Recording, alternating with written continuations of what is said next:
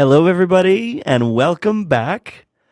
This week is a big deal. Reality quest. Reality quest. Reality quest. Bum, bum, bum, bum, bum. Okay.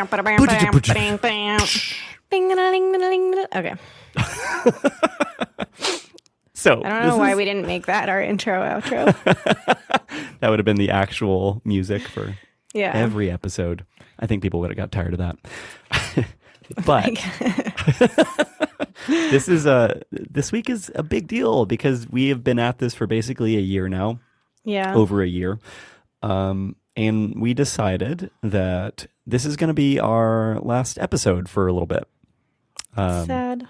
Yeah, we don't actually know exactly when we will start up again or if or what that will look like. Who knows?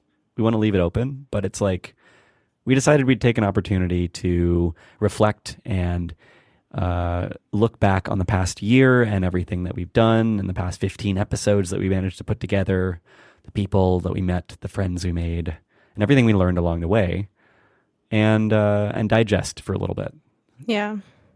Possibly create some things too. I think Jay and I are both people with a lot of curiosities, and it can be difficult to constantly hear about people making cool things and then feel like we're pouring a lot of energy into talking to those people rather than putting some of that into making our own things. And we think it's just healthy to go through that cycle like we talked about in that episode with Miko, consuming and publishing. Yeah, your stack of waffles builds up after a while. We spent the last year just back consuming. with the waffles again. We spent the last year just consuming all of these waffles of knowledge. Yeah. And now there's just all of these interesting thoughts and things that are buzzing around in our collective minds. And I think we both needed to take a break from this and see what we wanted to create individually, together, who knows? Right. But there's a lot to do and a lot of ideas. Yeah. Yeah. And this was, I mean, as we've mentioned in other episodes, this was a big deal for Jay and I because we felt pretty uncomfortable getting into these shenanigans with podcasting. And to be honest with you, we didn't want to be like podcasters. That was never the intent. It's just like the worst. I don't know. I mean, I think it's not the worst. No, I just mean, don't want to. I wasn't saying that podcasters is the worst. I'm saying that the conundrum that happens with I imagine like a lot of podcasters feel the way we do, and that there are people who are YouTubers who hate that. It's like being called a millennial in some ways. There's just certain connotations with a label that can get a bit annoying and confusing at the same time. But we came into this and we were like, you know what? We have different reasons that we want to experiment with putting ourselves out there, with having these conversations. We love talking with people and meeting them. We do this all the time in real life. Why not get some mics in front of people? Right. Yeah. And so we've learned a shit ton in this process. It's hard to believe, like Jay just said, a year, but we didn't start releasing until the summer, So, I mean, I kind of have this mix, like we only have, I'm using air quotes, like we only have 15 or 16 episodes because we released, but they were long ones. And they're very long. Yeah. They're very long. And for us not knowing what we're doing, we're proud. But yeah, I mean, we just, like Jay said, we just are going to take a break that it could potentially extend into forever. Into eternity. Maybe we won't be back. But we love everyone for joining us on this journey so far. And it's been a ton of fun. Along the way as well. Yeah, we definitely hope you learned for sure. And that's the other thing too, is like, even though we're taking a break, we'd love to continue to hear feedback if people continue to listen to these episodes, especially with what people are getting or not out of it, because that's something that I think I don't have a good sense of. Like Jay and I are learning a lot and having good conversations, but we don't necessarily know how everyone's feeling who's listening to it. And I'd like to know that even if we never came back. We can always feed that back into future creations and things that we do. So yeah, exactly. I think Kelly and I really enjoyed collaborating and putting our heads together, our collective brains together on this project. And I don't think it will be the last. For sure. Yeah. Reality Quest will be back, even if in a different name. Yeah, in a different form, a different iteration of Some something come to else. mind: Brain Twins, Ramble Pie. Some of these names might come back. Omnibus. Omniverse. Who knows? Anywho, okay, Yeah. so let's get into the topic of today. So first of all, we Well, we want to talk about the last topic for a short Yeah. second, because our last episode was with Ella Darling, and that was about VR porn, intimacy, and sexuality. And I loved talking with Ella. I've learned so much about VR porn and intimacy. It's crazy over the past few weeks, and I think just also about porn in general. So I can always say I learned something from doing all of this. But actually, so Jay and I, before we met with Ella, did a thoughts on thoughts that we recorded. And some of you might be like, did you though? Because I didn't see one. Where did it go? Is it floating in the digital void? Right. And it, in fact, is floating in the digital void. Oh, because yes, in our drive. We recorded in a social VR space. And here's the thing. That recording sounds like absolute shit. Like, it's really echoey. It's cutting out all the time. We had a lot of network stability issues while we were doing it. It just was not. I'm not the blaming greatest. anyone, because honestly, it's still to be determined what the heck happened. Like, is that always what recordings from this social space sound like? Probably not. I don't know. I think there was a number of different things we were trying to figure out really for the first time how to do a solid VR based recording where we were both in a social space, and there are a lot of, I think, settings and just stuff behind the scenes that maybe we didn't do right. Either way, I don't think either of us want to put the blame on any particular platform. It's more just we were learning. So we have this really, really long but awesome conversation that we had in preparation. Such a great convo. Yeah, it was so good. Like just putting our heads together to think through that whole space before we sat down to talk with Ella. Right. The goal was basically to explore like what is even out there for VR pornography or related topics. And what were we both interested in or curious about? Right. And the reason we did that was both for us to learn from each other, but also we wanted everyone listening to learn so that when we went into the conversation with Ella, since it is such a taboo topic that not a lot of people talk about, we all felt a bit more educated. Anyways, so recording sounds like shit. We decided we weren't going to release it. And then now we decided, you know what, we don't want to rehab that conversation and do another thoughts on thoughts about VR porn and related topics. And so we are just going to release it as a bonus episode. We want to behind the scenes. Yeah, we want to apologize in advance for the audio quality. But we want to entice you with some topics that we do discuss there. Yeah. So when we talked with Ella, I mean, we talked about a lot of topics, but that barely scratched the surface of just that whole world. And so, I mean, there are things like AR, so augmented reality porn, that we didn't really get into. We talked about Gatebox, which is like related to AR porn. It's like having a, but it's not porn at all. It's actually just having like a virtual girlfriend in your apartment. It's a whole thing. Yeah, like an augmented reality. Yeah, it's like having a Tinkerbell in your room. It's weird. Anyways, we talked about robot brothals, generally like sex tech, just sexuality, sex tech. Like sexual identity. We got into. Oh, and gender embodiment. That was another thing, like swapping the gender that you are, and whether that's through just regular gaming or in porn, or actually there's this thing that's called, Machine to Be Another. That's a group that we talk about that we like highly suggest you go check out what they're doing.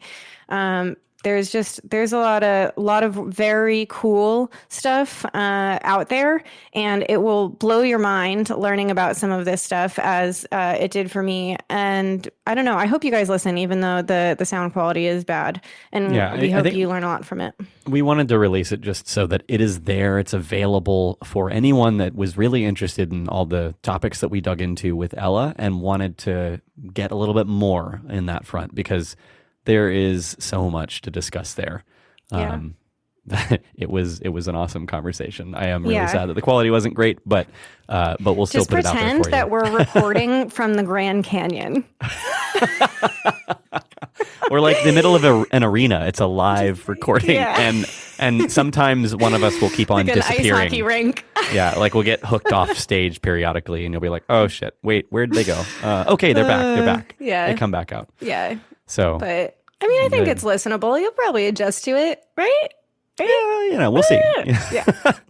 But anyways, so this- much more on VR porn there, but that's not what we're going to discuss today. What are we discussing today? Well, the thing is, today this is the last one we're going to do for a while. So I think we both had a lot of topics on our collective mind about storytelling and social game spaces, and a concept called verisimilitude. And there's so many different things. I feel like we've been holding off on talking about, waiting for this recording. So Well, yeah, and I also think that you and I have not talked a lot about ourselves necessarily. that's a really good point as well.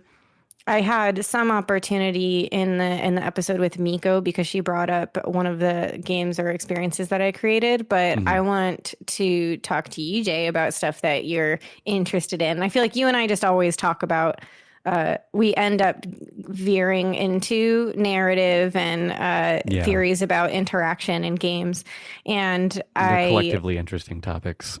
Right. And also, and I think it does overlap with that Thoughts on Thoughts we had a few sessions ago. What was the name of that Thoughts on Thoughts? The one where we were talking about what is the value? What is the value of XR? Oh, Yeah. that was the name. Yep. What is the value? Yeah. And I feel like it overlaps. And so I think we're just going to take Yeah. this episode as a chance to meander around in the brains of Jay and Kelly with the stuff that we are passionate about and interlace all the stuff we've learned in the past year. So Yeah, let's just get right into it.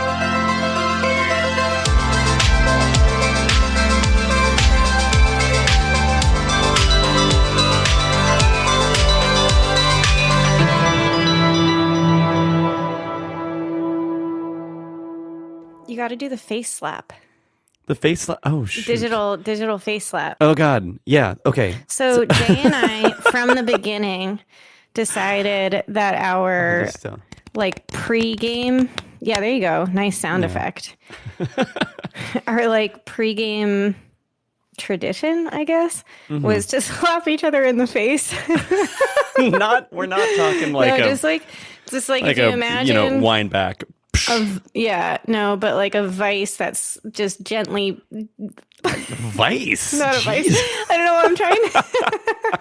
Okay, I'm not describing. It's like if you well. it's like if you put your hands up and grab somebody's cheeks and you're just like you're so Yeah, cute. except you're just like kind of lightly slapping them in the face. Yeah, but instead you're slapping them. Like yeah, exactly.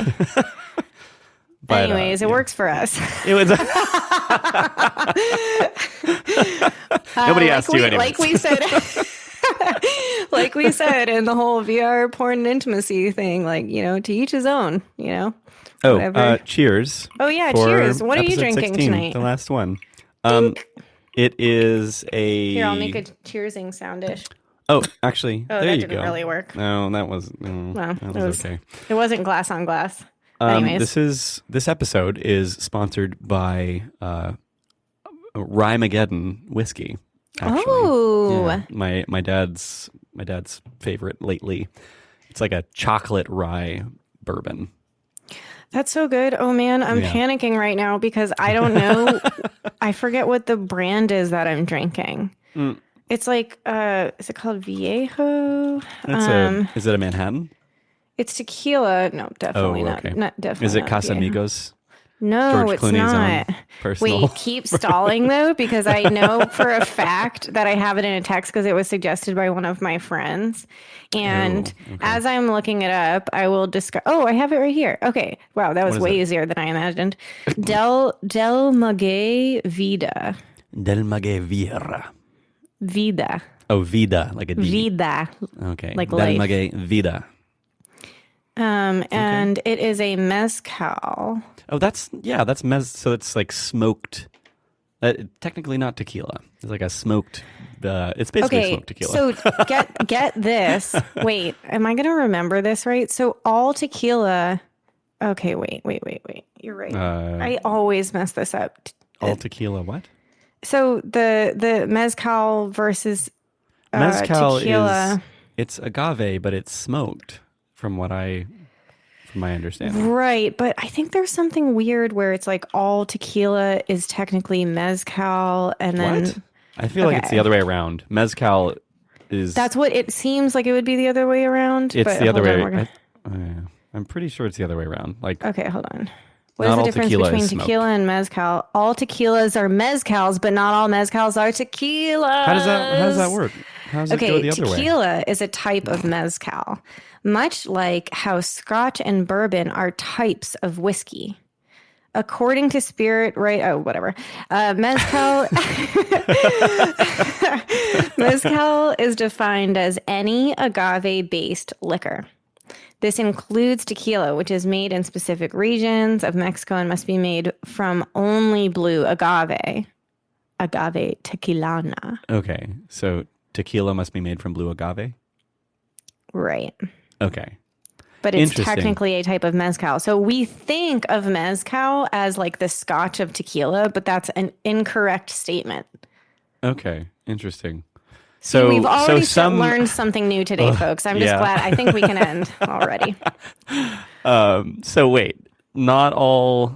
So the mezcal being smoked is not what actually makes it a mezcal. Good question. I guess I'll keep going. So,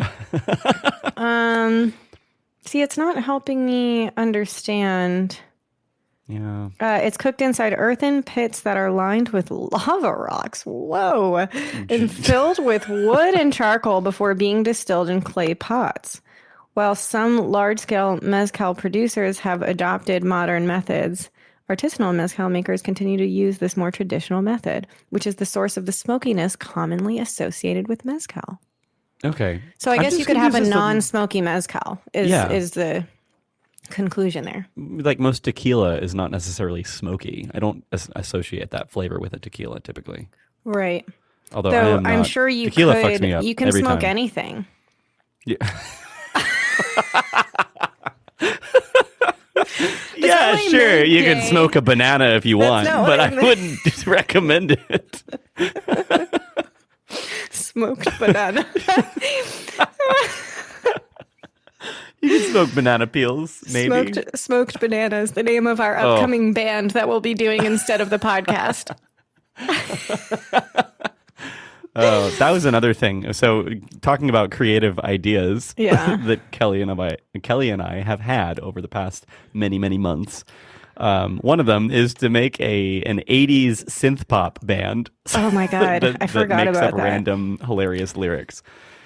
Because Kelly has a tendency to just start singing random songs all the time, and I have a tendency to beatbox. So I'm glad you brought this up because earlier today I had one of my own songs stuck in my head. Do you remember it? Which is always a weird one. Yes. Okay. It's out of the bag now. Okay, it goes like this. I want people to keep in mind that I'm typically singing to my cats or to Mike or both. Like it applies to anyone in the household, basically. Okay. 1, 2, 3. You're floofy and you're stupid, but I love you anyways. Ooh, anyways. So that's amazing. So the lyrics were you're floofy and you're stupid, but I love you anyways, or you're crazy and you're stupid. Yeah, I like it. So, and then Mike launched into this idea that I should like get one of those recorders that you basically just have one on me at all times, kind of like how a writer might have a notebook on them, and just anytime I'm singing, just like press on so that I could have this saved assortment of stupid ass songs that I sing so I don't forget them. But then you can come back to them later. I do this with music because I come up with melodies and music all the time, but for some reason, I've got this block that makes it much more difficult for me to come up with lyrics to that music. I think it's just because I haven't I haven't done it enough in recent time, and so I haven't broke that seal again. Yeah. But it's become really hard for me to just come up with lyrics. So the music always comes first.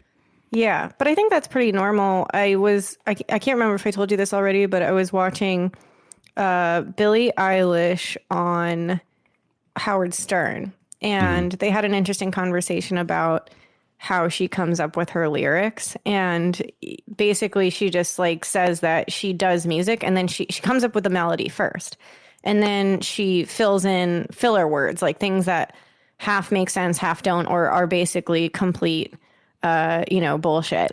And then she'll slowly fill in the lyrics. Okay. And then I think somebody told me that about the Beatles too. Like, was it yesterday or, I definitely yesterday do that was as well. like, You'll hear me like mumbling random words while I'm singing some song. yeah, I'm upset. I can't remember what the lyrics were to yesterday originally, but because it'll kind of ruin the song for you. But, I'm looking it up right now. Original song lyrics to yesterday. Oh, scrambled eggs. Scrambled eggs? What? Scrambled eggs. All I want to eat are scrambled eggs. Yeah. Are you making that up right now? No, I'm saying that it's a fact of sorts. It's a fact. I mean, as much as any fact about him, like, unless I hear it from Paul McCartney's face, I don't know if I'm going to believe it. But I was singing about beans the other day, like making beans, and because I was making a chili, and so I was inspired by somebody who had just been singing about random things, so I just started singing about making chili. Yeah, and I played a couple chords on the guitar, and I just started making up words. Yeah. I think I think for me, it's just enabling my own, like, myself to be creative without judging what I'm creating in real time. Isn't that the worst? I've been thinking about that a lot. I've been taking a short story writing class, and a lot of the argument for writing short stories, according to this teacher, is basically like, if you just assign yourself a novel or like a full screenplay to start, you're just never, it's like a slog. You're never going to get through it. Like, just publish stuff. Just write short stories. It could be like one paragraph and just get it out there and call it complete. And part of that too is like letting go of that judgment and just like getting used to putting stuff out there, which is actually quite related to us trying to do this podcast. We're like, let's just... This whole thing has been a journey in getting used to putting ourselves out. Right. It went from like absolutely panicking and freaking out that we were going to put a microphone in front of ourselves to just being like, relatively fine with it. I'm like, it's a work in progress. It's a work in progress, but we're eons beyond where we were before. I mean, legit.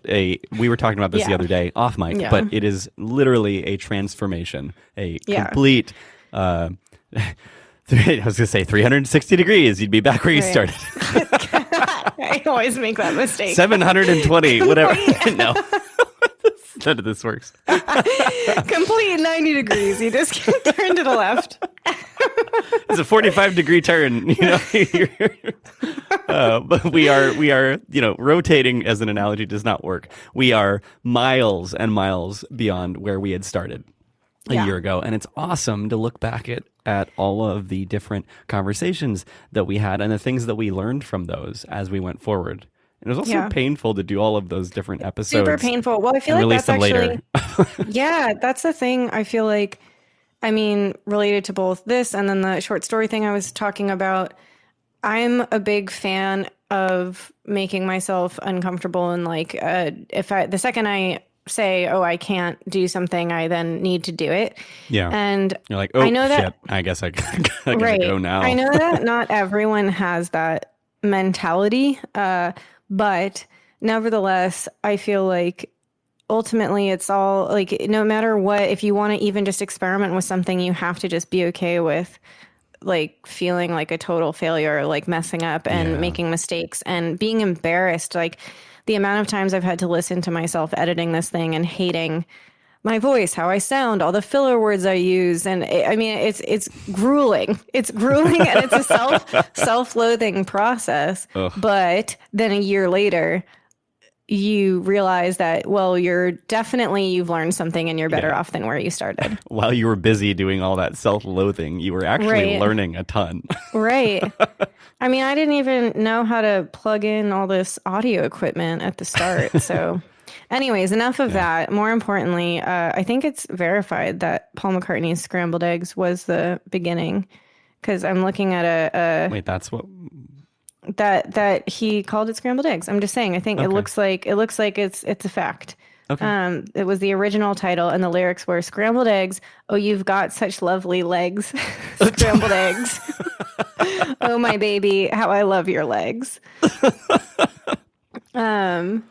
And then it says, as for the tune, Paul was initially unsure whether he had actually thought it up himself or if he had unintentionally stolen it from another composer. Oh, geez. He played the tune to the other Beatles and recalled it was like handing in something you'd found at the police station, waiting to see if anyone claimed it. Like, well, if nobody wants it, I guess it's ours. Right. I will say that is kind of confusing about sometimes when I'm making up my own songs to the cats, I always wonder, like, what if that came from my brain versus did I copy it from somewhere? Yeah. I mean, it's such genius that I just can't believe I feel it came out of my own mouth. Of course, I created it. It was amazing. Yeah. What else would happen? I feel like, and I've been observing this over the years as different melodies and snippets of songs and things come to mind. It is definitely, it always seems to be related to some sort of musical influence that I had in the past. None of it is ever fully original, but I think at some point you just end up letting go of that. You're like, okay, there are only so many musical rhythms and melodies and sort of progressions over the course of a song that you can come up with. And so as you're absorbing all those different things, it's just the filter of your own brain that makes it interesting again. Right. Yeah. And different. Yeah. I mean, it's the same with stories. Like, there's all those arguments about how many actual stories exist. Right. You know, from something like 6 to 66 or something. And then it's just like variations on all the stories that exist already or have already been told. Or these sorts of like archetypes or archetypical stories that have always been retold in variations over time. Yeah. That brings my mind back to something that we keep on talking about in the whole domain of like interactive storytelling, or at least it's kind of where we started to leave off at the end of What is the Value of XR?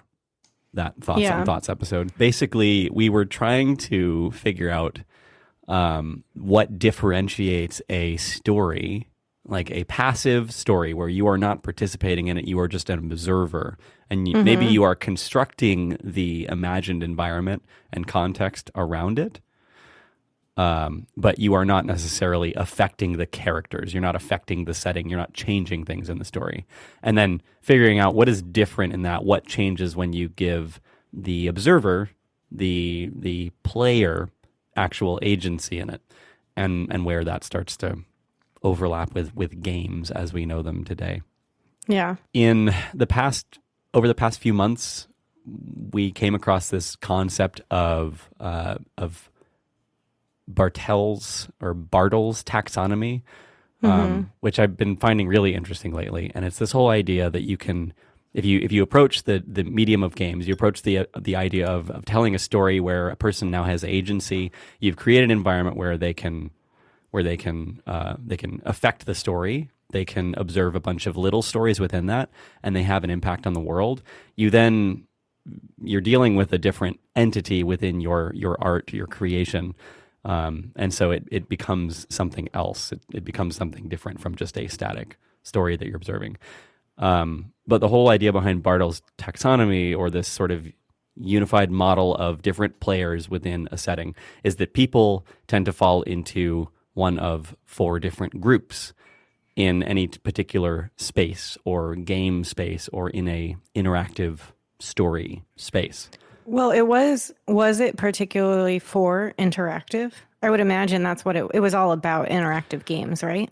Yeah, I don't see, so It Like has you to wouldn't be. be reading a book and be like, am I a killer? Am I Yeah, in I this mean, book? because you don't get to play a part in that story, I right? mean, besides, you could identify what your character is doing. Like you could identify what your character is like, but you wouldn't say. So you might say, okay, my character is a bit more like this is how they interact with the world, and therefore they're more like an achiever or a killer or something like that.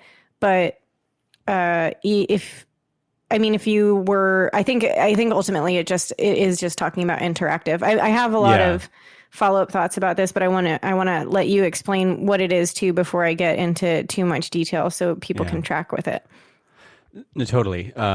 So the interactive nature, I think, is key because if it's passive, you as an observer, like you as a person in your own head, don't have a part in it, and so your behaviors aren't expressed inside of that story.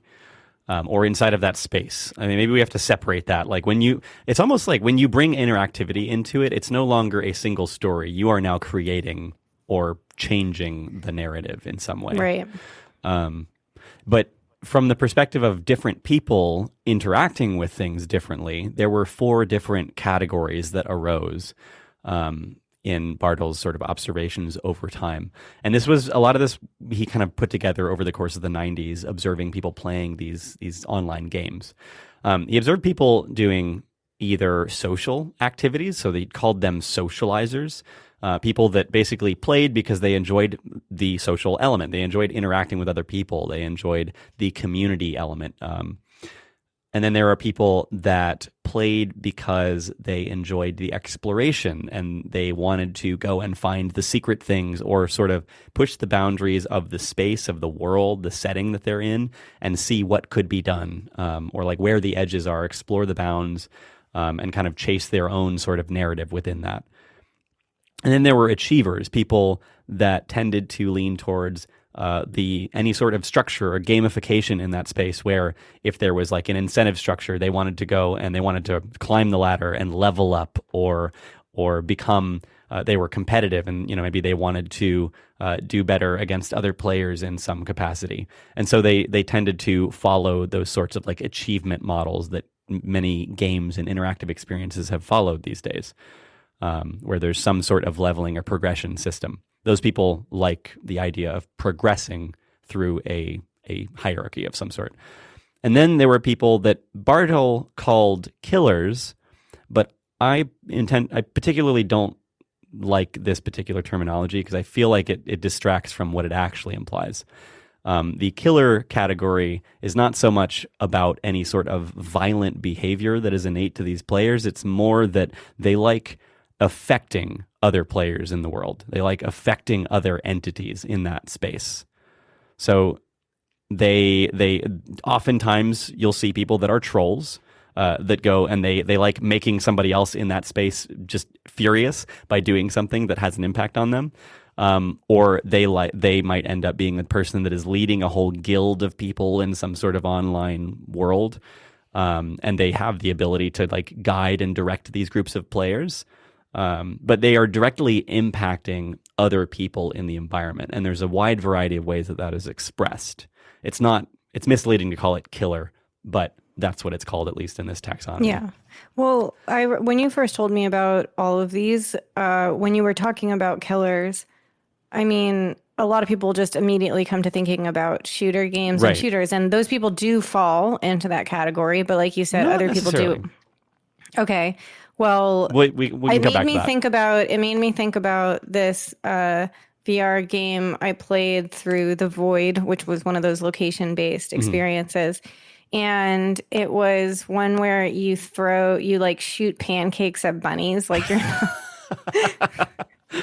like the bunnies are evil and you're shooting pancakes at them Right. to try and like kind of get them out of the way, but you're not actually injuring. I mean, you're not killing the bunnies but you're shooting something and you're getting them out of the way. And so there are quote unquote shooter games, or the feeling that one gets out of when you shoot and something happens because of that. Yeah. That isn't necessarily killing either. Yeah, and I that's why I brought that up specifically, is I feel like the shooter stigma I'm not even trying to express any opinions on shooter focused games, but I think that is a totally separate thing from this. It's not that there's anything inherent to shooter type games that is synonymous with this group of people.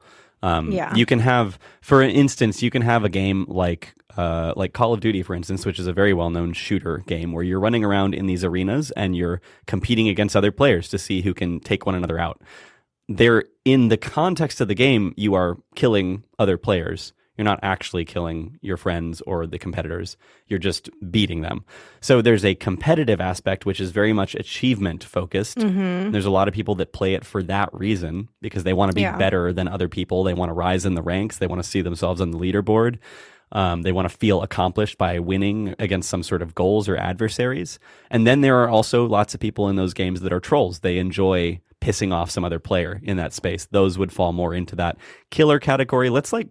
Which they should almost be called like shakers or something. They're people that agitate or disrupt the space somehow, which is not always a bad thing. Yeah. That those four sort of categories of people, my feeling on this is that this is not just in games, it's something that is expressed throughout life, and it's just when you put us into a simulated world, we start sort of showing more clearly these different subsets of behaviors or like personalities. And when you put us into a story or a narrative that you can interact with, you start seeing those different kinds of people kind of distinguishing themselves through the way that they try to interact with that space or that world. So which one are you? You're an explorer, right? That's what I think. I mean, these, like most things, these categories are just artificial. Yeah. They're arbitrary, but I think they are useful to some extent. I feel like personally I am towards the explorer side because I don't tend to care as much about incentive structures. If you put me into a game that has a very strict sort of hierarchy and is very motivated by rising through some sort of growth path or leveling system, I really could not care less about that. My immediate desire is more to explore the space, even in a linear story. So Kelly and I both started playing, or recently committed to try to play a number of different VR experiences that we hadn't tried before. One that I pulled up recently, which has been getting a lot of press lately, is Half-Life Alyx, which a lot of people are touting as just one of the best games that's come out in recent history as far as how well they executed on the interaction and just the overall story and experience. And one of the things about it that I found over the past couple days of trying this out is that just observing my own behavior in this space, it's a linear story. There's like you are on rails as far as a story goes. You're in a space and you can't really explore the whole world that you're able to see. You kind of have to follow a certain path through the environment and keep going along with the narrative that they have placed before you. You're limited in that way. But I still spend a lot of time just exploring the spaces that I am confined to, even if that's a room. I spent so much time just looking closely at the wool blankets folded up on the ground because they were so real looking. Super real looking. It's crazy. Did you get to play it as well? I did, yeah. Oh my gosh. Tell me what you've experienced thus far, because I am just brimming with thoughts on this. Well, I think that for people who haven't tried it, I mean, I feel like you explained it pretty well. But I feel like the one thing to say about it is about its realism. It's just like, I want people to drop into that world just for a second and be like, this is the detail that VR can bring, because it's insane. When I look around, I just feel like I am literally in that place. Like, there is no need for me to I'm blanking on the term. Oh God, what is it called when you're like delaying or suspending disbelief. Sorry. Yeah. So there's no need for me to suspend disbelief because it's so believable, everything that's around me. You don't have to try to believe in what you're saying. Right. You're just like, oh wow, where am I now? Right. This place is insane. Yeah. And it did seem really easy to follow for someone like me who can get intimidated by, I mean, the Half-Life series is talked about so much amongst gamers that it could easily be one of those things like Halo where it's like, okay, good fucking luck, and like drop you in and you're just like going to die immediately and you don't know what you're doing. You and had no you needed context. Like you should have passed a test to be able to buy that game. But no, I felt like I could understand. It was guiding me through really well and making me feel welcome in that very unwelcome post-apocalyptic world. Things felt very intuitive in this apocalyptic future. Yeah. But and I mean, it's a long game. I just started it, you know, Same. But I do think it not only was it very believable and realistic around me, but it also felt like the game design in general, they did a really good job of, even though you are on rails, they made it look very realistic as like when you're blocked from going someplace. It never just felt like a comparison will be, I love the game Life is Strange, but what they do to keep you from going off track, it was one of my favorite things is you'll start walking in a direction to explore. Like, you would hate this in a way. Have you played it, Jay? I haven't tried Life is Strange yet. I think you would like it, and then you would also be frustrated because it's tantalizing, this like world that you're in. But then you'll start walking in a direction, and then she'll be like, "I don't want to go that way," and then she'll just say that out loud. Oh, so the character talks to you as a player. Character, she's like talking to herself. She sounds she sounds like she's talking out loud to herself. And so she's you're like her subconscious, or like you're like her. You are her subconscious, yeah, because she's constantly talking.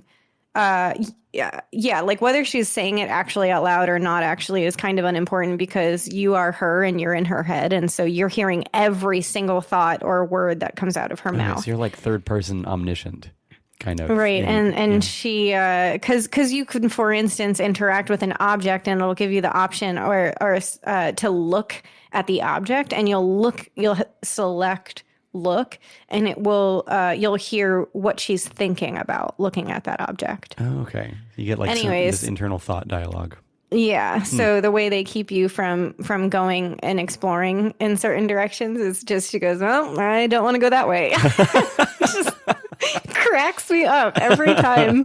And so there is none of that happening in Alex because it just will prevent you from going in a certain direction, but it'll look like very natural within the environment. And so it guides you through something in such a way that it adds to that realism because there, when a way is blocked, it seems like, oh yeah, well, that wall or that object or whatever, that fallen sign or something like that all fits within the environment. Yeah. There's really only one path on which to go throughout the entire thing thus far. Again, haven't finished the whole thing yet, but it feels, it doesn't distract me or tantalize me in places where it would look like you'd be able to do something else.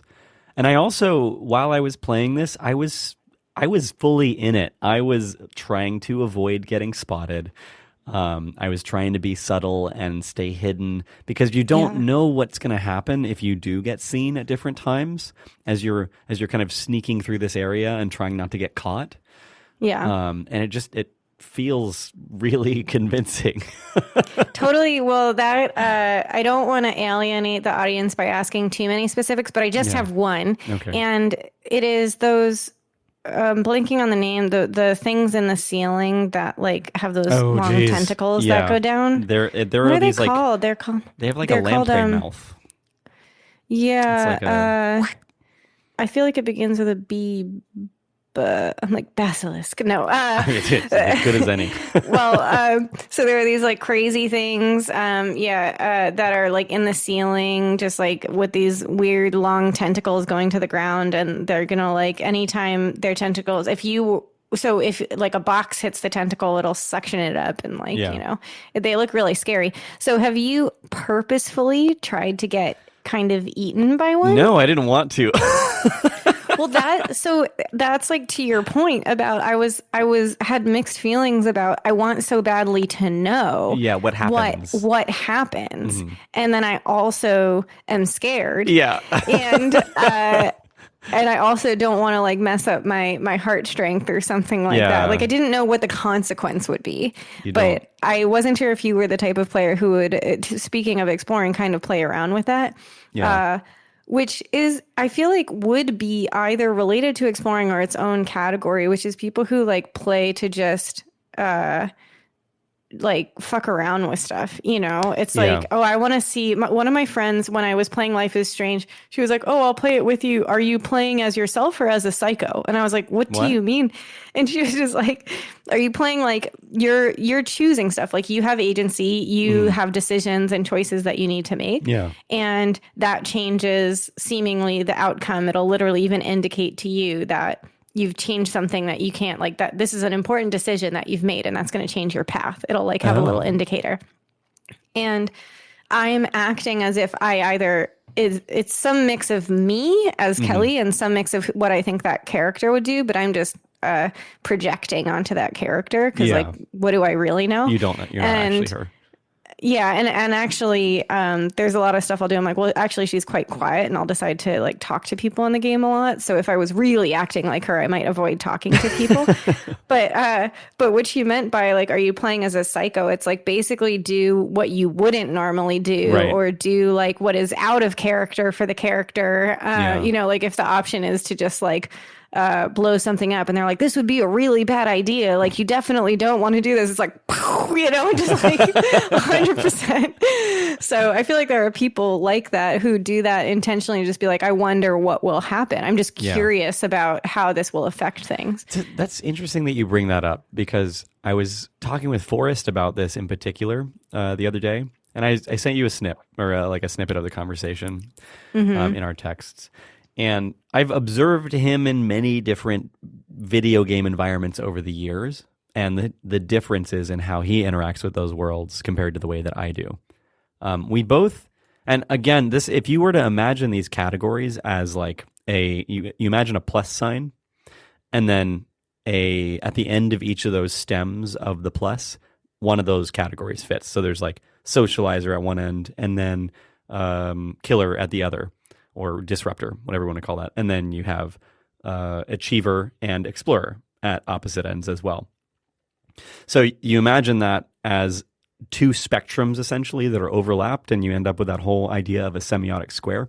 But basically, you can end up with a combination or some weird sort of continuum in between those different categories. And so I'm definitely not a pure explorer. I'm really not very motivated by achievement structures, but I definitely do tend to lean a little bit more towards the social side, because in those spaces, I tend to look for things to interact with, for people to interact with, but not so much that that is my purpose in itself. Oftentimes, I'm just exploring, seeing who's over there, or I want to go over there and find something new.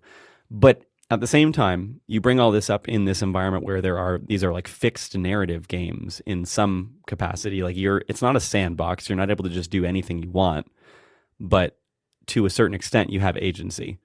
So like within that context, Forrest is usually someone that he will quickly lose interest in a narrative or the effort of the developers to put together a story in the middle of an open world, if that story is not very good.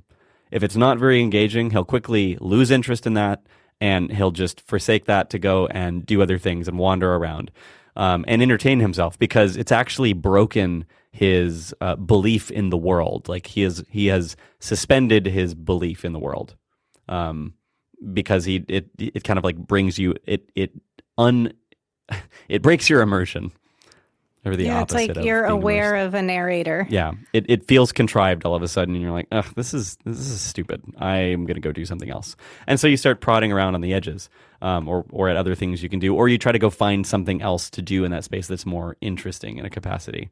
But there are definitely times when when a narrative is engaging enough in that space, even though you're in a video game, and you have control to change things, and you could literally just, in Alex, for instance, you could literally just spend time throwing buckets at those ceiling sucker things, and entertain yourself doing that. And that's not what the story is about, but it's definitely, at least from my observation thus far, is definitely not as interesting as figuring out where the story is taking me.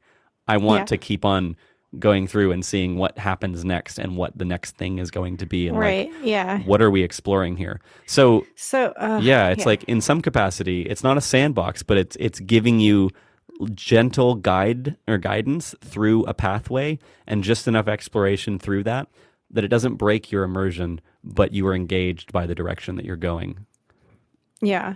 Well, I think so. I have a lot of arguments or just things I want to discuss about this dude's quadrant. I don't mean to say this dude. I know he put a lot of work into it. What is his name? Bartel. I'm sorry, Bartel. So, but I will say that, what was the quote? What did you say about I think it was in that same Thoughts on Thoughts about what is the value? It was like models are only a model is only as useful, or sorry, that was that British mathematician's quote, and it was, all models are false, some are useful.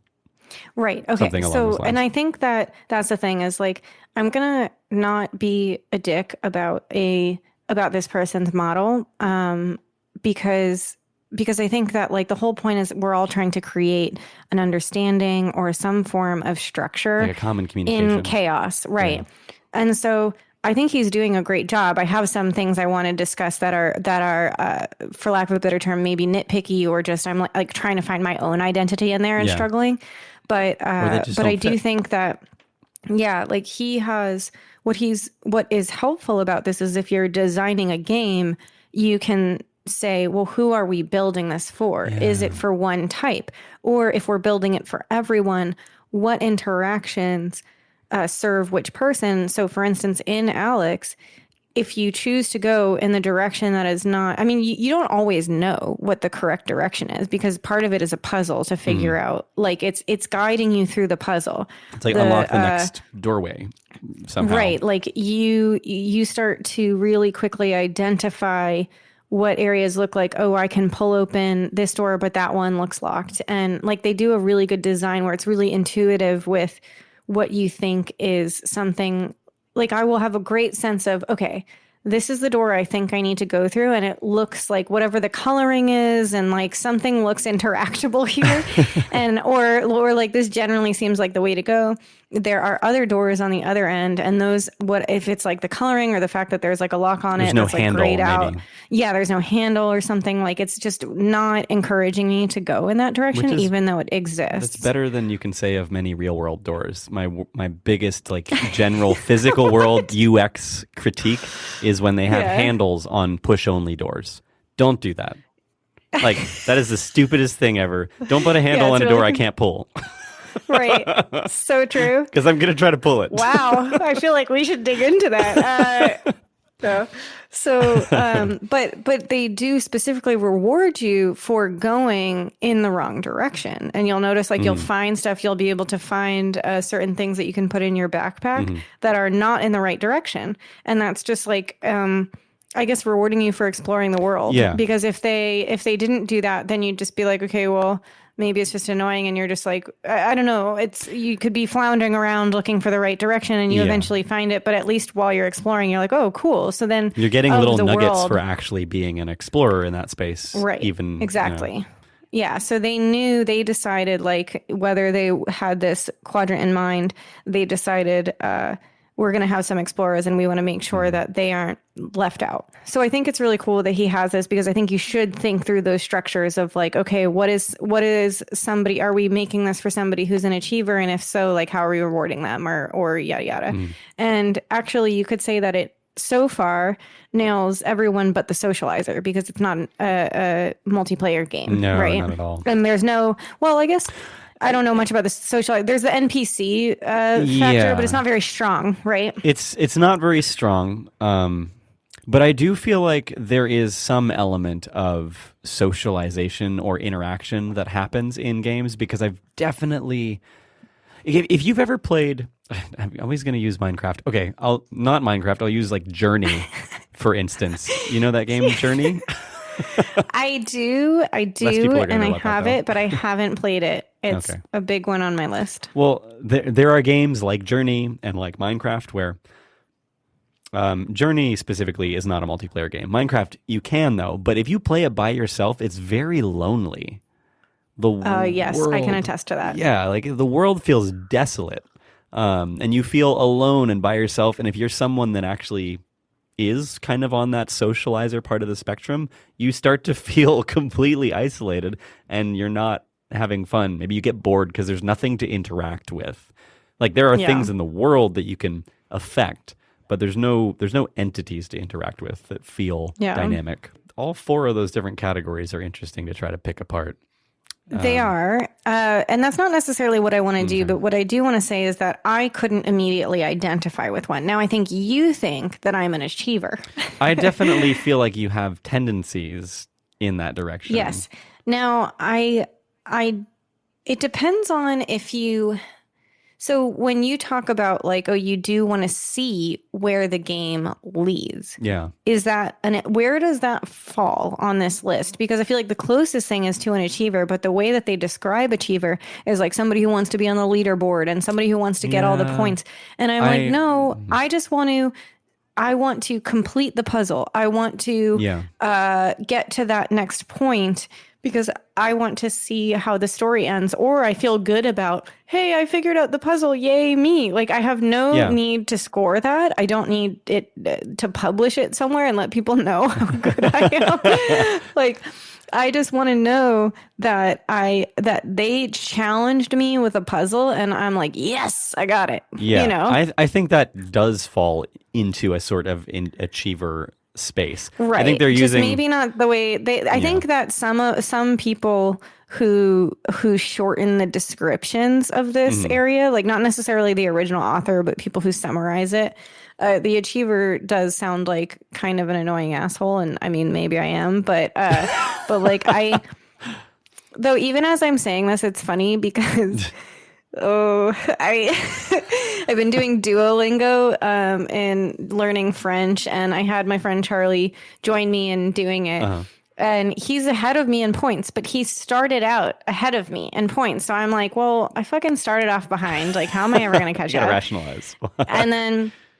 And then I see each day, like, am I getting closer to passing him or not? And then and then there's a separate thing in Duolingo, which are leagues. And if you get in the top 20 of a league, you move on, you advance to the next league. And I'm like all about it. I'm like, I have to advance to the next league. I have to beat Charlie in these points. I can't wait until one day he's going to look at his phone and I'm going to have spent my entire fucking Saturday just working to beat him in points.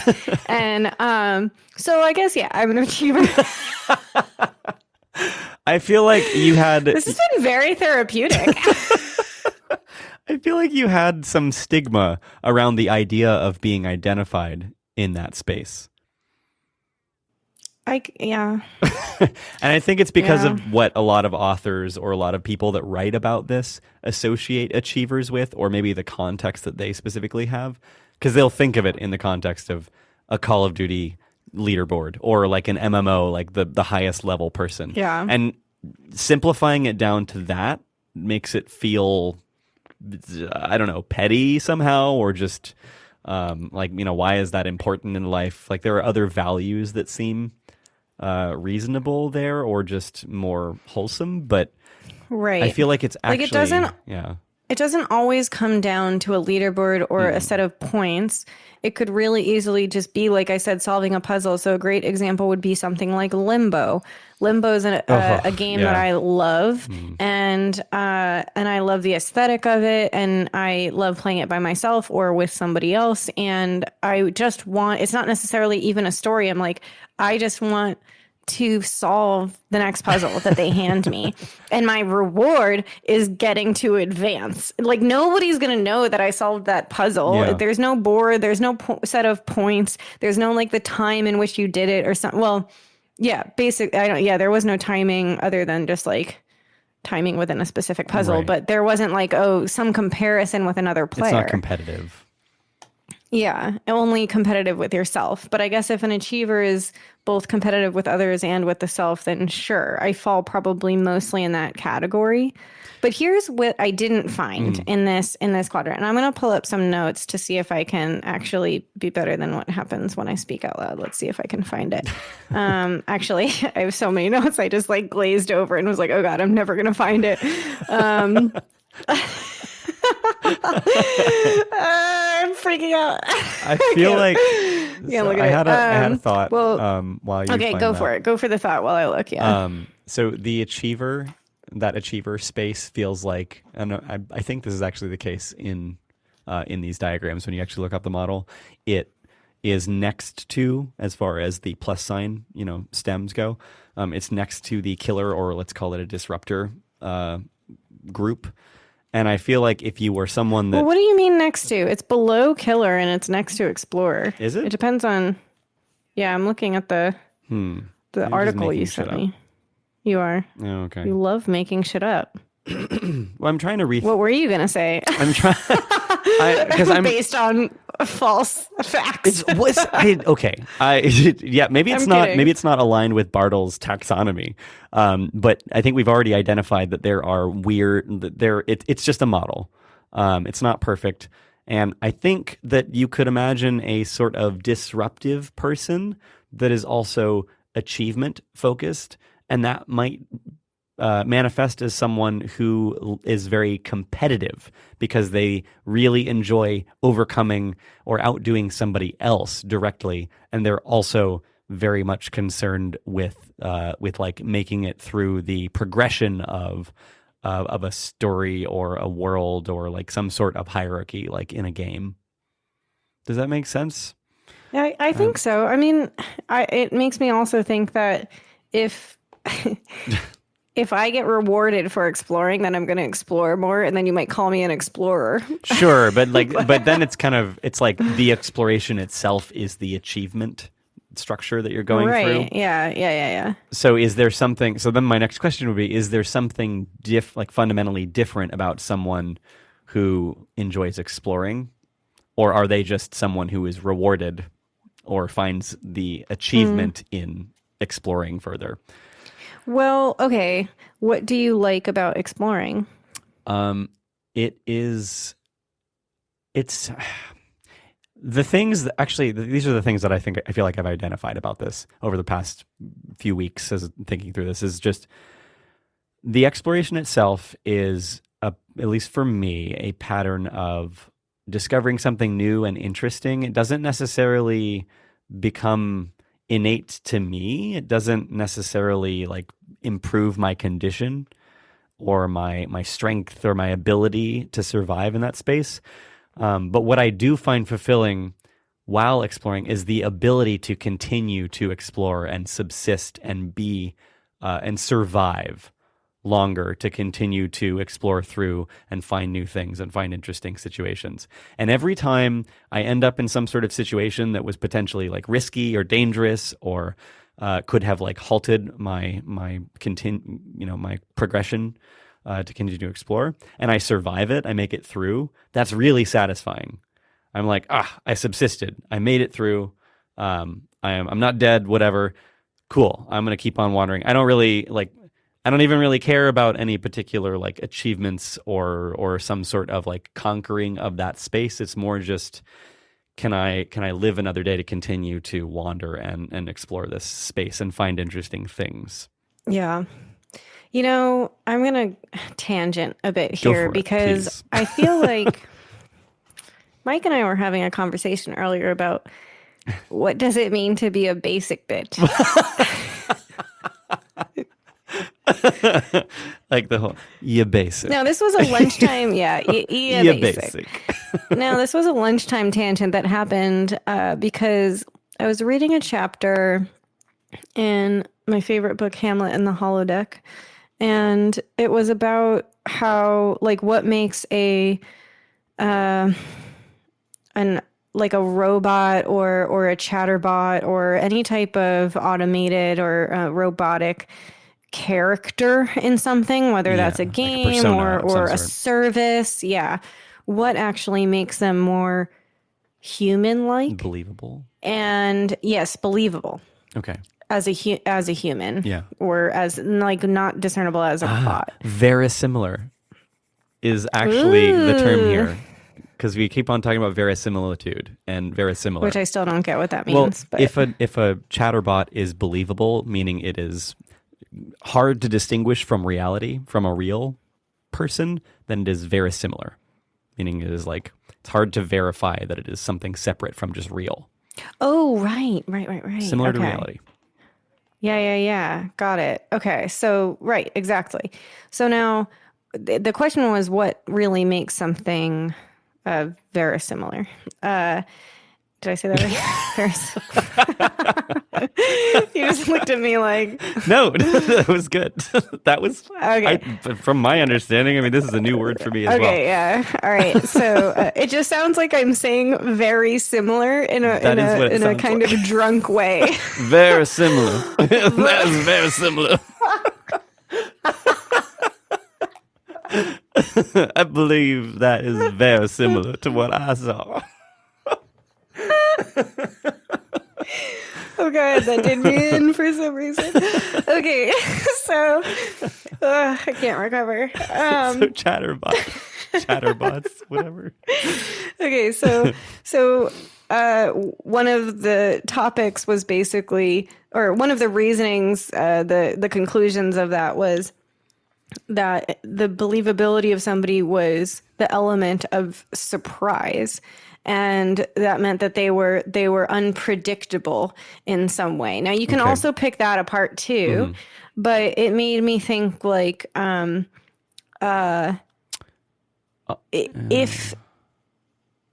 go ahead, Well, I yeah. just wanted unpredictable in a reasonable way, or Right, so it predictable has to be manner. unpredictable, but believable. Or there was a different word that they used that was basically meant believable, and which meant that like unpredictable, but then ultimately you can associate it with that Yeah. person. You're like, oh, given the circumstances, given this person, given yada yada, I believe that they would do this thing, Yeah. or I believe that they would say this thing. Which did lead me, I'll be honest, I was like, is surprise the right word? Yeah. Isn't it just that you, that somebody would be interesting or something like that? But that's not their, it made me think about real humans and like, what is it that we like about them? Because it also related it to characters in a novel or something like that. And it's like, well, if they were just kind of like robotic and moving along in life, that's not what we find interesting about reading fiction. What we Yeah. like is that they are just like their own human. And you're like, oh God, what are they going to do next? Right. You know? And it's not so surprising. It's because ultimately, like I said, it's believable because you're like, oh yeah, I can see why her character, you know, why she did that or something It's like, like it that. may be surprising to you, but it makes sense in the context of that person, like it, or in Right. the context of that story or setting. Like if it's a robot, then it makes sense in the context that they are talking about a certain thing, and maybe they start being completely spontaneous. But if it had no relation to the conversation before, you'd just feel like it was just spouting random words. Right. And a good example actually related to that is if you are trying to program a bot, what you don't want to do is give it like, you're using numbers to attribute how they feel about something. So you'll be like, let's say you have a narrative with, you're interacting with a robot cat, and that cat is programmed to be like how it feels about how strongly, like one of the emotions it can feel is anger, and that will be like on a scale from 1 to 10, a 1 towards a stranger and a 10 towards a dog. Okay. A 10 is dog. But right, but if you present it with and also let's say a a 10 is a dog, and I'm trying to think of what else cats hate. Cucumbers. Yeah, and a Or a cucumber is a zucchini. 10. Yeah. Seemingly not the case for my cats, but yes. Okay, so 10 for cucumber and a 10 for dog, and then you present them with a dog and a cucumber, like that bot would be like, "Ugh," like it wouldn't know what to do because it can't decide because you've assigned the same number to these two different things. Like this is a really crude example of something, Okay. right? So the point being, like with bots, it has to be like relative to something else in terms of decision making often, and if you like present two precise things, it wouldn't know how to decide between the two because it's Are you saying that because the value that represents anger in this case is simplistic, it's binary, it's either, or it's not binary, but it's like it's a linear scale. It's just 0 to 10. okay, let's say that it's programmed to make a decision based on its anger level and to interact. So it's like if, let's say, it was it's like it's going to interact and bite the thing that it is angriest with. Well, then what would happen if both were 10? It would bite both of them. But the point is, like, this is the bot. It would just, like, it wouldn't know. It would be like, which one first? Oh, okay. I would imagine that just given enough resolution or numbers, one of them would be slightly more than the other. But I don't. But what is? I'm trying to find the point or like the end. The point is that so with a human, like, there are often things in conflict, coming back to cognitive dissonance, right? Like there are things in conflict with a human, and that's why it's like, oh God, what are they going to choose? Like with Twilight, it's like, is it Edward or is it Jacob? Or any, like, lots of different stories like that where they're presented with a conundrum and they need to make decisions based off of that. And we don't know what they're going to do. And that's like what keeps us interested in it. Okay. I'm trying to think of a different way to describe that than cognitive dissonance.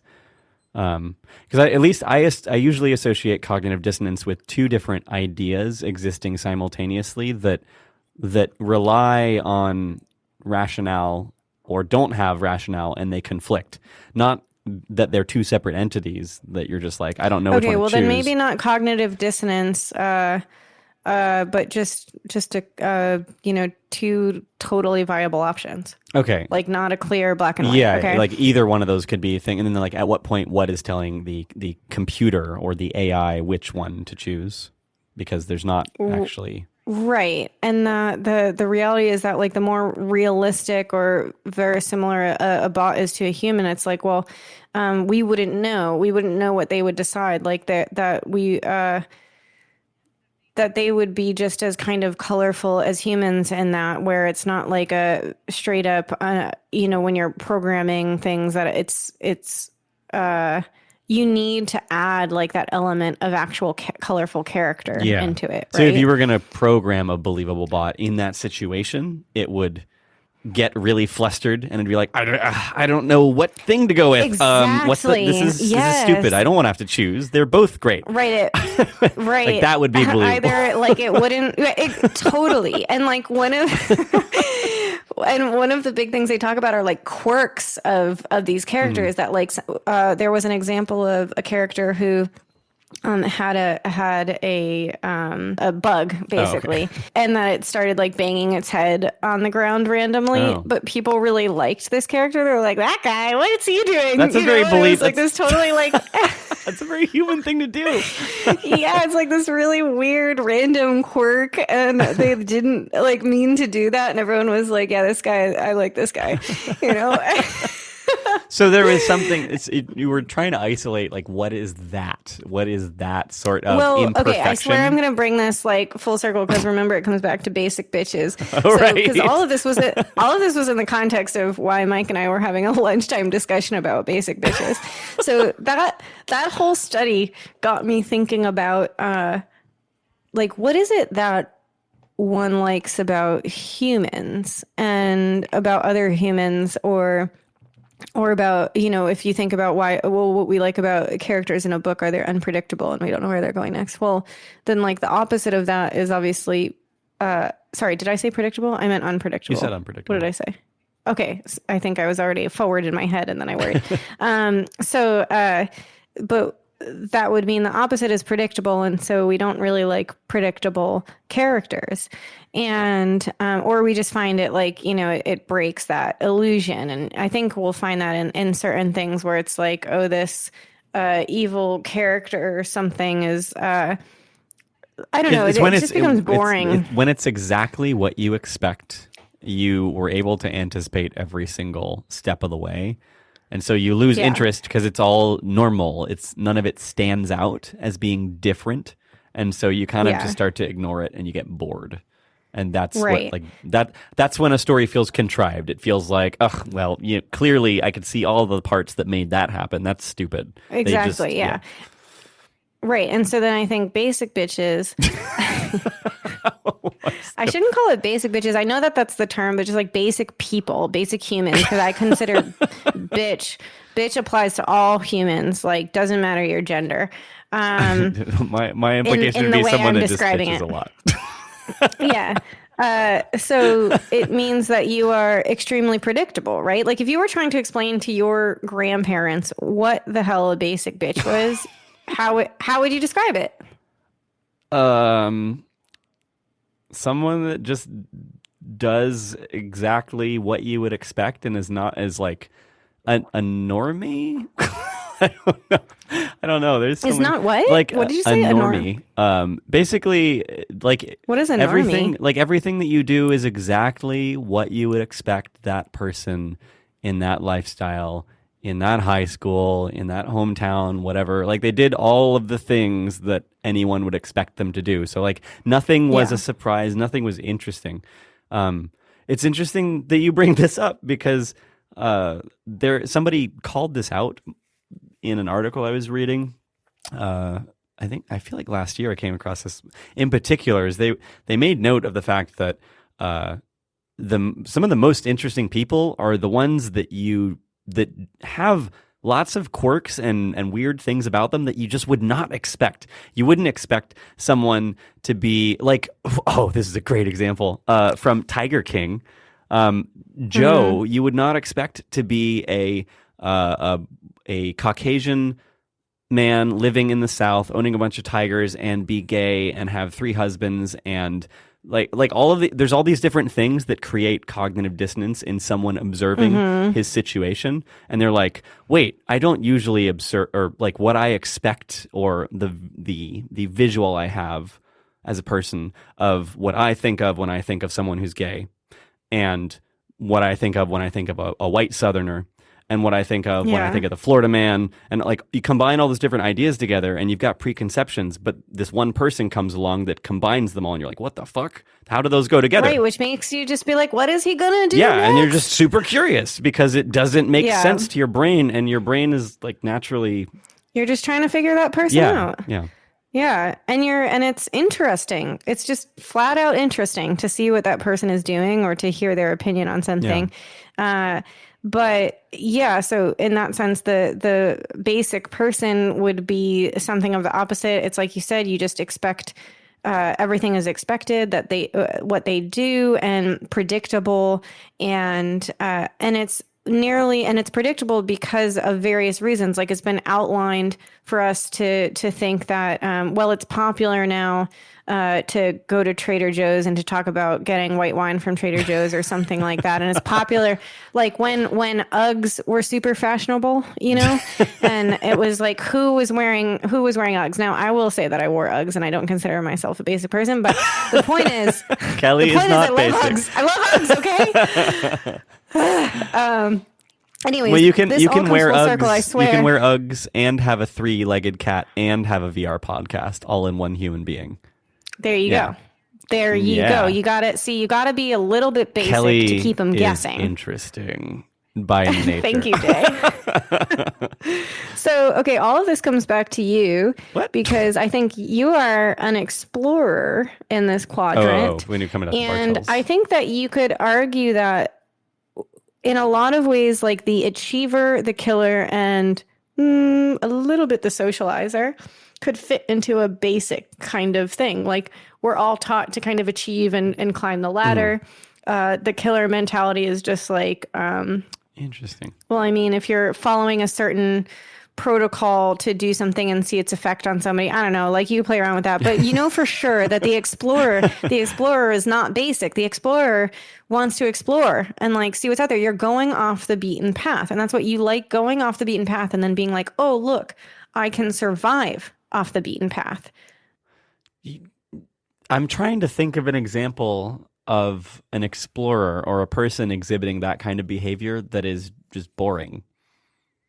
I don't know. Christopher Columbus. I know him. My best friend from high school, Christopher. Good old Chris. He claims he discovered America. Big fan of Spice. But he was boring as fuck. Big fan of Spice. He just would not stop. He would not shut up about North America. Like, what the fuck? This imaginary continent out there. That would be great. I bet there are a lot of people. Like, I wonder what people written up in the history books are boring. You know? Yeah. Well, like they're just everything about them is what you would expect. I don't know. I feel like people that tend to be written about like that are not like they have something. The thing that is interesting about their story of them is that there are aspects of it that you would not expect or that would surprise you. Right. Yeah. So I think it would almost be a mistake. It's like if somebody got a lot of attention because of some political reason, but it turns out they're boring as fuck. Like that would be the reason they would be written in the history books. But most of the time you would assume that they're somebody who was not basic. And explorers are often who we hear about in some way, like whether that's somebody who is literally exploring, like we're talking about Christopher Columbus discovering certain areas, or like if you're talking about scientists like trying to explore and find out like what the solution is to the vaccine. Well, that's all exploring. Yes, I would not. But what I think here, or at least my feeling here, is that just being an explorer does not make you interesting. Oh. Yeah. You can be a boring I think you can be a explorer, basic ass explorer.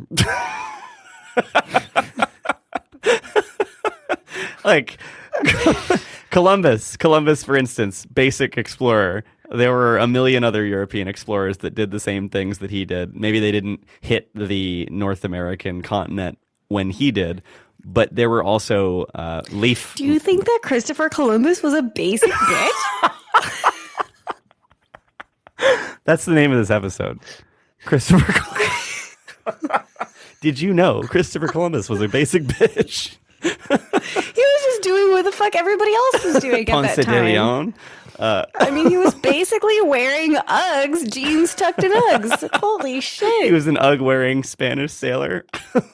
Wait a minute. No, let me get my... It was... Christopher Columbus was not... Christopher Colombo. Oh, God. Well, I spent more time studying Leif Erikson and Eric the Red when I was growing up, because they actually... If you're talking about Europeans hitting the... He was Italian. Ooh. Yeah. And honestly, I wouldn't know. I wouldn't have guessed it. Oh, shit. Sorry. All of my history. I actually love history, but I don't know shit, apparently. I don't know. I think I should have just said he was American. Christopher Columbus, the first American. No, it was. I swear there was something with Spain, though. There was. Queen Isabella and King Ferdinand agreed to sponsor a journey. So it was like some sort of... Yeah. Probably I feel like he went to Italian, Spain and got funded by them to go and explore. I think that's the story that I remember, and it may not be accurate because I haven't studied 5th grade history for a very long time. We're good. I think we've basically got it. Yeah. We basically have it down. Yeah. All right. Oh, they were the Catholic monarchs of Spain. Okay, wait. Sorry, I just gotta like get this out there. It Close says, that loop. he was an Italian explorer and colonizer and basic bitch who completed Wikipedia article. 4 voyages across the Atlantic Ocean that opened the New World for conquest and permanent European colonization of the Americas. His expeditions, sponsored by the Catholic monarchs of Spain, were the first European contact with the Caribbean, Central America, and South America. Okay. I'll have to do some more research to figure out just how basic he is. Well, there were other Europeans that hit first, like Eric the Red, who discovered Greenland and Iceland, and then Leif Erikson, his son, who sailed across and hit Newfoundland, which is Canada, basically. It's like right there off the edge of Canada. Lots of drama and politics around all that was those way before situations. Columbus. It was like 400 or 500 years before Columbus or something. Yeah. But anyways, that's neither here nor over the sea. But let us know what you think. We'll do a poll. Was Christopher Columbus a basic bitch? Stay tuned. So I think you can. My point is, I think you can be an explorer in this sense, in this taxonomy, and be boring. You can think of it as an explorer as what you would talk about in like history and stuff, and they sound interesting. But I'm saying that this should not be synonymous with that. You could just. I don't know, anybody that you've ever met who like literally all they do is just they don't settle down. That's true. Like I would find it boring watching an explorer, I think. Well, it's like if they're just like fucking puttering around in the grass, I'm like, dude, what's your goal here? See, you're looking for Move achievement on. in this. I know. I all I've done here so far is confirm that I'm an achiever. I really came in strong with thinking I didn't fit on this grid, and I'm like the most achiever. I'm like your quintessential achiever. Well, to be real though, the one thing I did find what I wrote down. So I thought about, and this goes back to the previous thoughts on thoughts of like, what do you want out of a game? Right. And so whether it is games, movies, books, or like other media, I wrote down that I want to learn and be knowledgeable. That's one, not necessarily in order. And I want to be moved or to experience powerful emotion. And I want to be challenged. Oh. Okay. I want to have fun. And then there's like an optional like bonus, which is I want to share the experience with others. So that could even mean like reading a book and then being able to talk to somebody about that book who also read the book. Which we both share that trait, for sure. Because as soon as I find something cool, I want to share it with other people. That. Yeah. I mean, I don't have to. Like, I'm fine just living in that by myself, but it's a nice bonus. So now when I think about that, so there isn't anything on here that's like somebody who wants to learn, but I guess you could call them an achiever. But what about to be moved or to experience powerful emotion? Where does that fit on here? I feel like it's a side effect. So 2 things came to mind when you were listing those out. One, fun, the word fun. All of these people want to have fun. Like everybody wants to have fun, but it's what they do differently that... Everybody just wanna have fun. I'm pissed that that's the one thing you picked out so far. I'm like, of course everybody wants to have fun. I listed all those other emotional things. Yes. Okay. So what I'm saying is that, perfect example, actually. So Forrest and I happened to be in an MMO the other night. We were on a raft and we had decided that we were going to get onto this raft and just go out into the ocean. We couldn't afford an actual boat. So first, we found this random fishing vessel that was just kind of wandering around, and we hopped on that ship and took it to an island out in the ocean. Okay. Once we got there, we realized we didn't have enough money, nor did we have a ship to get anywhere else. So we wandered around. We were kind of just exploring. We were looking for things. There was no structure. Wait, sorry, what game was this? It's an MMO. It's an online multiplayer game. You're not like going an to say open which world. one? It's Black Desert Online. I've been experimenting with this recently. Okay.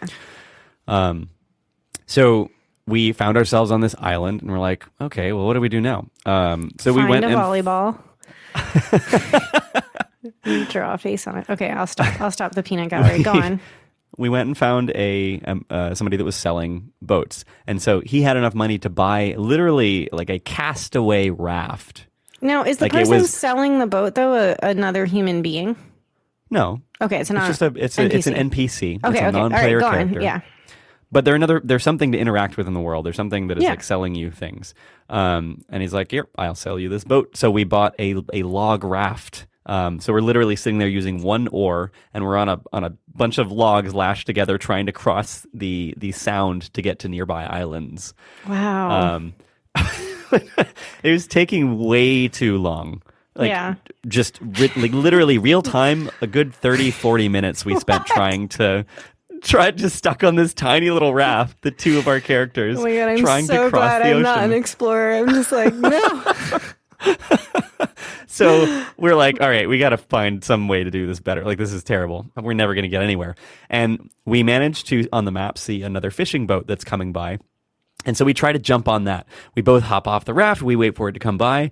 I manage to, at the last second, grab onto the edge and pull myself up into the boat.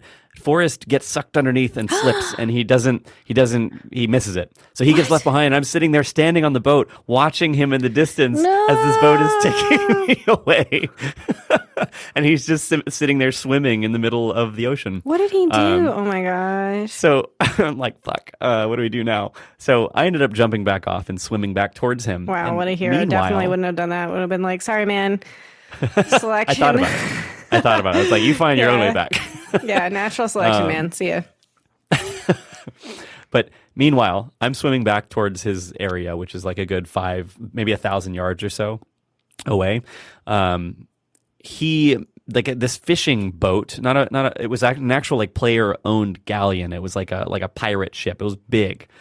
Just happened to come up and drop anchor and start fishing right there in the middle of the water between these islands. And so he swims over to the side, and I managed to make it back just before drowning and running out of stamina. And we both get on this ship, and we're like, what do we do? Do we talk to this person? Do we just like try to stow away and stay invisible and see where they go? So we decide to go talk to him. We hop up on this ship. I tell them what happened and that we've been at this for like an hour and a half trying to find our way around.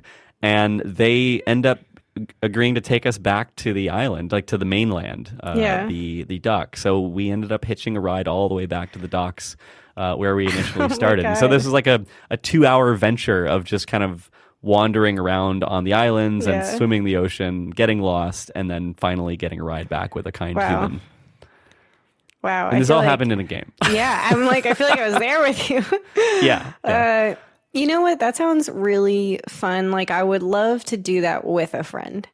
Granted, I definitely would have ditched you 10 minutes into that. 10 minutes into that rafting experience, I would have been like, "You're on your own. I will exit out and join back in later on when you figured it out."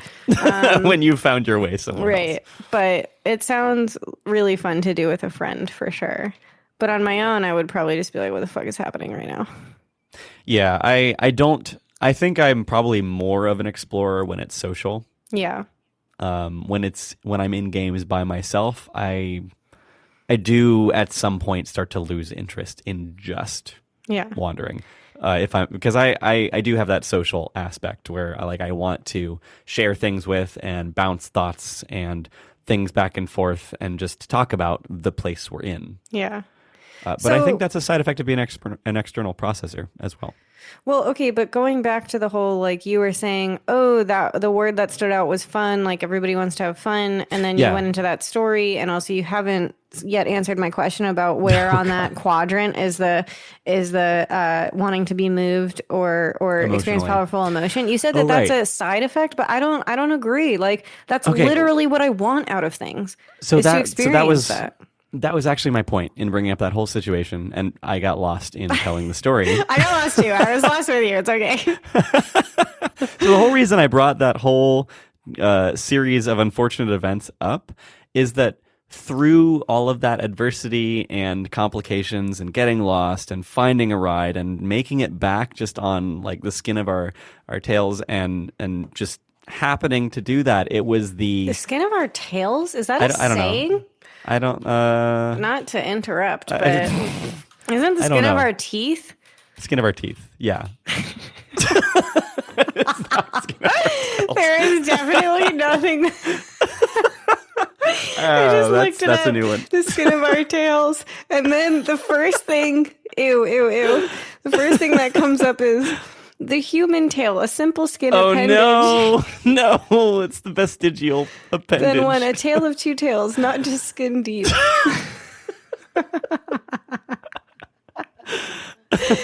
Oh boy! No. The skin of your tail. The skin of your tail. Do go on. Go on. We made it back by the skin of our teeth. It was through that whole experience and having survived and gotten back to live another day, when we set foot back on that deck, both Forrest and I, he audibly was like, "Oh," and just like that, they're gone. They're gone. That was it. They just jumped off the boat as well and left.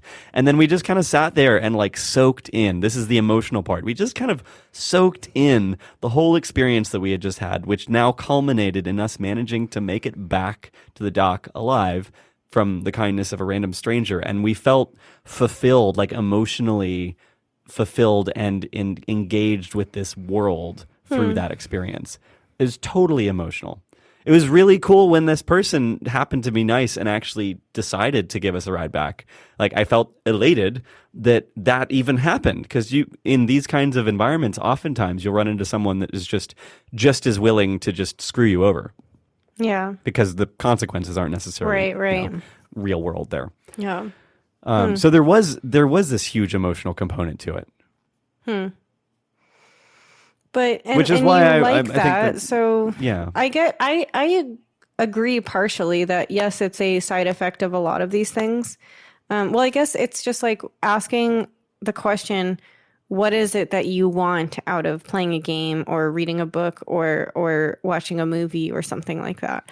Which I would say is to have fun, which kind of means to be entertained or engaged in some capacity. But that's where it divides, because once you say that, that's why there's groupings of different people. Different people find different things engaging or fun.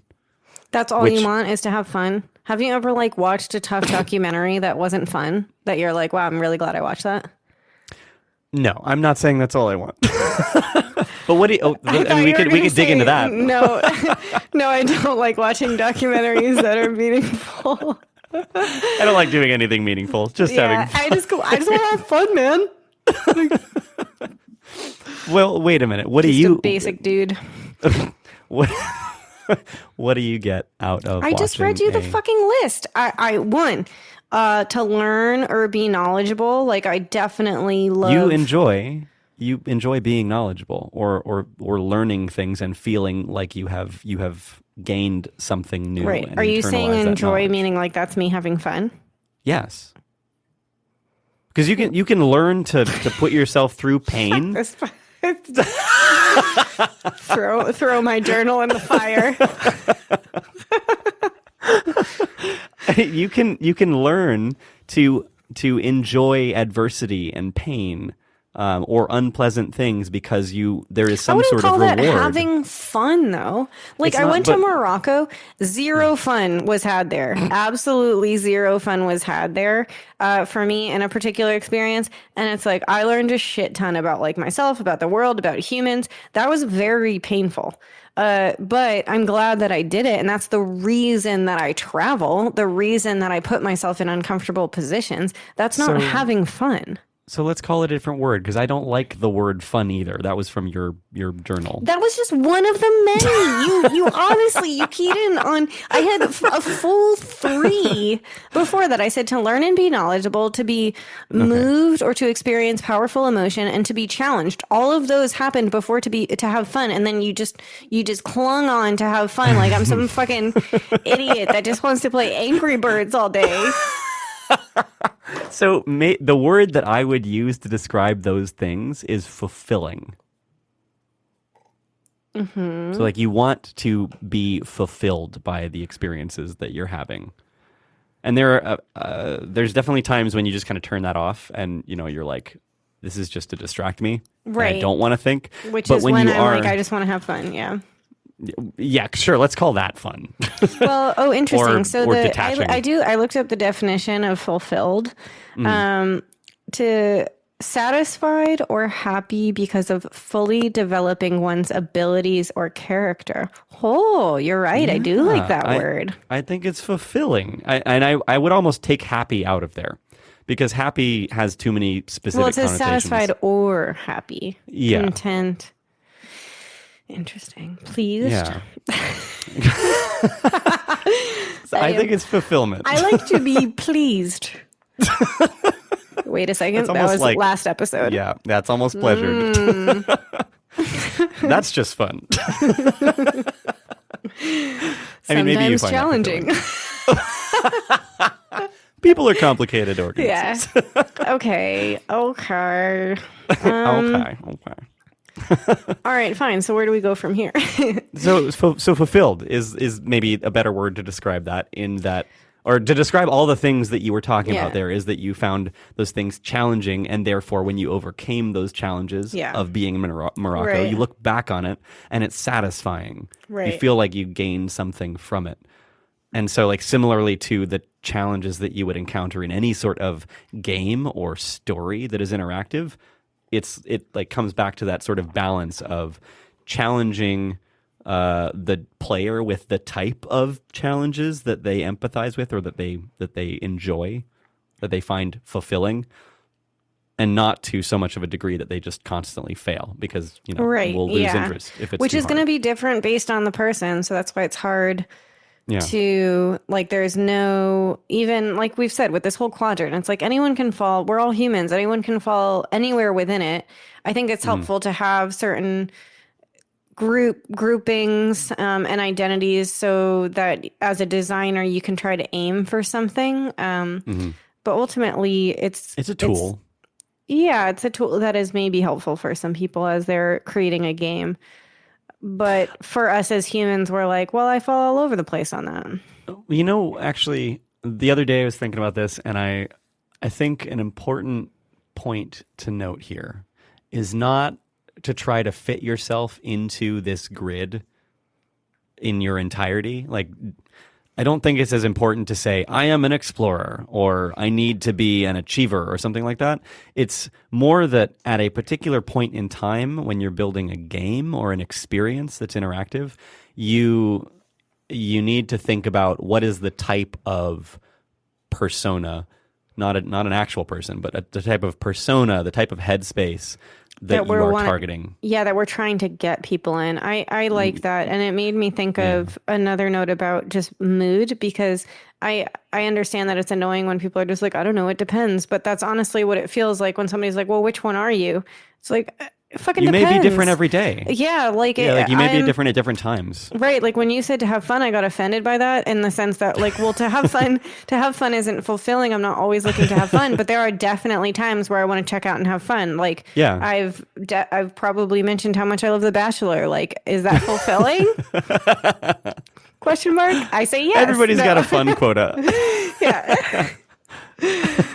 What is that song from SpongeBob? Did you watch SpongeBob growing up? Bob Esponja. I watched a lot of it in Spain. Oh, whoa. Okay, I've never heard the Spanish version. No, I did. I only, for some reason, it really stuck in my brain, because when I was studying abroad in Spain, this child in the house I was living in would watch it, and it would go, Bob Esponja, Bob Esponja. Anyways, I watched a little bit of that. Wow, you have like the the B-sides and like mystery versions of SpongeBob that I never would have seen in the United States. I guess Spanish wouldn't have been that rare, but I was thinking specifically of the fun song from SpongeBob. Oh no! Did you ever come across that? No. It's like, F is for friends that do stuff together. U is for you and me. And that it's for sounds anywhere familiar. and anytime at all down here in the deep blue sea. Wow. And then there's a really dark one that Plankton Can we comes add up that with. to our album? Just do like a remix on it, and I'll rap. F is for fun. I don't know why, but I immediately just wanted to swear, and I decided it wasn't appropriate. Well, there's an alternate version that's like, Plankton sings it, and it's like, F is for fire that burns down the whole town. U is for uranium bombs and is for no survivors. Down. Wow, yeah. you really know your SpongeBob. I watched way too much growing up. I think I could speak almost entirely in a language composed of SpongeBob gifs and memes. Wow. These are things I didn't know about you. I feel like I send you those all the time. You do, and now it all makes sense. Oh my God. I thought that those just happened to be like memes you liked or something. No, they just. I think you can find one to describe most situations in life, like the one where he's sitting there reaching into the vending machine. Yeah. While there's a bus stop behind him, and every time he reaches in to grab the candy bar, a bus comes up and stops, and he pulls his hand out, and the bus goes backwards. And then when he puts it back in to grab the bar, the bus comes back up. And so he's like sitting there trying to figure out how to get the candy bar and go catch the bus at the same time. He's like, fuck, no. And like 3 of them pass by while he's trying to figure out what to do. And it's so real because I've been in that situation so many times. Like everybody that's lived in a major city has. But it's like a kid's cartoon, so you'd never think it was that relatable. Oh, God, that's awesome. Wow. I'm going to look at SpongeBob all different now. All right. Well, anyways, what are we talking about SpongeBob? I don't know how that... Yeah. So you say that you want to have fun. You want to have fun. That's what you want out of games. Just want to have fun. Yeah. Yeah. I already did that one. Move on. I'm just kidding.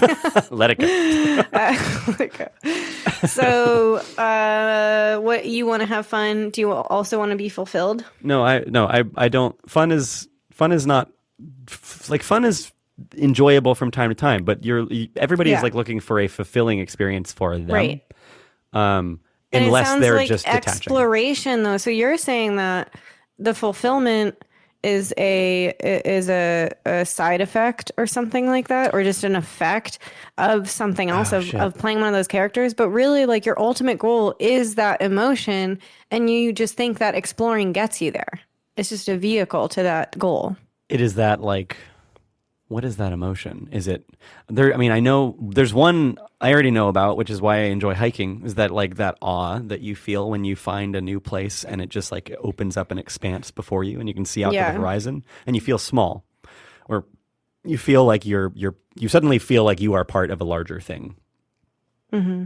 Yeah. And that kind of gives overview effect, remember? Yes. Yeah, from episode 2. Full circle. Tommy Furness. Bring him back. Such a great guy. Yeah. Yeah, I think that is one element there, or at least feeling part of like a larger sort of world that seems to have all kinds of real intricacies and things to find. And there's also like an unpredictability about it that is satisfying to weather and successfully navigate. Literally, in that story case, it was navigating the sea. But I keep on, in my head, I keep on thinking about this other group that is the disruptors or the killers group. And like what puts you in that kind of headspace. If we're going to separate these categories from people and acknowledge that you might be in any number of these different categories at any different point in time, depending on just how you're feeling that day. What puts somebody in that headspace? What puts somebody in the headspace of like going into a space and just wanting to like disrupt other people, or like prod or affect other people, or be a troll? All of those kind of, at least within this space, fall into that group. So what puts people in the killer mindset is what you're saying? Meaning calling it the killer based on what they've labeled it as? Yeah, I want to, right, killer, disruptor. I'm trying to associate it with the right group. Okay, so disruptor. Okay. What puts people in that mindset? I mean, yeah, like what is the motivation there? You're asking the wrong gal. Well, I had a thought. If you are in a headspace where you are trying to have, you're just trying to detach. You're trying to just do things that are immediately gratifying and kind of fun, more like your bachelor example, where you're like, I don't want to try to pursue bigger goals or anything. I'm in the headspace that right now I just want to go and like do stuff that is pretty immediately satisfying. So I'm just going to go and bug these people over here, or I am going to go and piss off people by like no scoping them in Call of Duty, which would just be like a hack that you can do in the game. I'm having a hard time coming up with non-negative examples though. So I feel like that is just oversimplifying. It can't be the case that everyone that gets in that headspace is just an asshole. So I think of it, I don't know if I have any good examples, but the more you talk about it, I think of it as somebody who wants to see their impact. Yeah. And like understand they want to wield their power or their control in some way. And so let's use a magical example, like somebody who, if it was just that you could concoct spells, that person would just want to like do spells all the time. That would see what changed, but the spells would be like, change that frog into this, into the princess, change those flowers into a rabbit,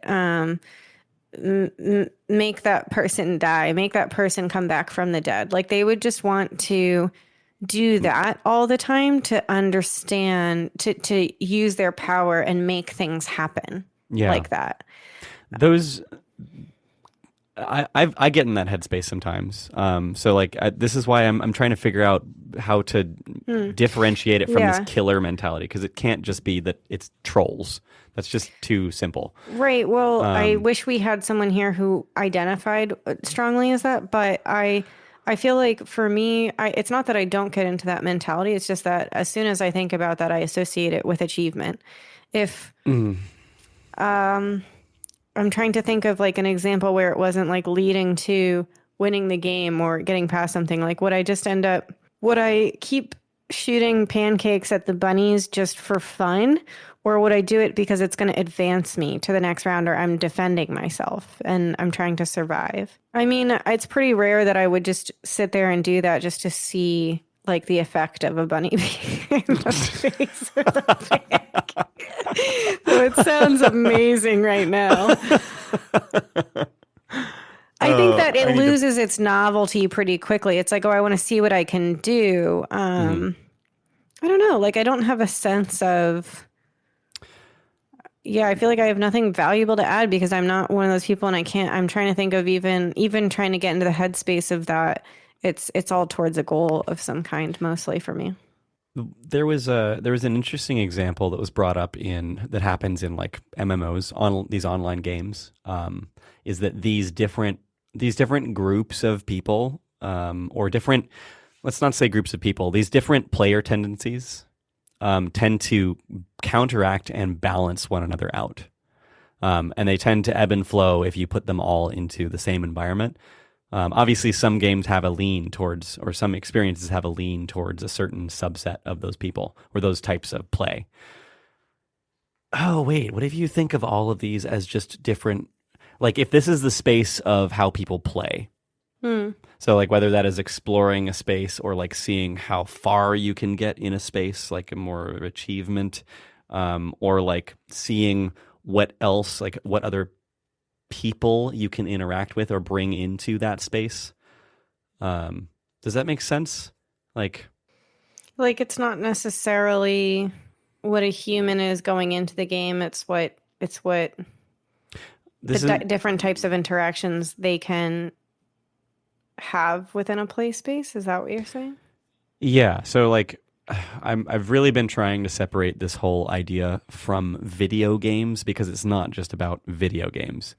Like we're talking about any sort of interactive experience, whether that is in XR or it's literally just chess and cards, or it's actually real life. We meta game in real life. Like we make things into games in the sandbox of real life all the time. So we have this fascination with making things into games because it simplifies the space that we're playing in, and it creates artificial constraints, kind of like painting on a canvas. You're not just painting space, there's a limitation to the medium, and so you have to work within that, but people get really creative when there are some constraints in place. So games are this sort of dynamic, this interplay between rules as a play space. So then these kinds of behaviors that people exhibit, these different groupings or similarities in behaviors that people exhibit in a play space, a game, are they kind of pervade all of these different kinds of mediums, from cards to Skyrim to Alex in VR or anything. Maybe that's like stretching way too much, but it seems like you could find analogies to these different kinds of To these different not ways just video of playing. games, but different games. Is What you're saying. Yeah, I mean, Not necessarily different media, but different games. Yeah, Yeah. like they're all games. We just happen to call video games. That's The first, sorry, I imagined, I started thinking about somebody being an explorer of a chessboard, and it made me laugh. Like, well, this person's like, I'm going to go over here. And you're like, you literally can't. what's You at can't do this that. side of the board? The most annoying chess opponent. I feel like you that could gets me good. You could be an explorer playing chess. You could be someone that loves trying to find new maneuvers in chess. So like you are exploring the space of that game. Sure. Yeah. You're just trying to find new things. So it's something that it seems to come up in all of these different mediums. And it seems like people tend to exhibit different subsets of these behaviors depending on their state of mind at a particular time. But they also balance one another out. So one of these videos that I came across was talking about how in MMOs, you'll have people who are explorers, they want to find all the random little like weird niche things or discoverable things, or they want to find the unknown moves in chess or whatever. And then achievers oftentimes will later on start to pick up the things that explorers discover or find. Once explorers have lost interest in them because they've already been found and uncovered.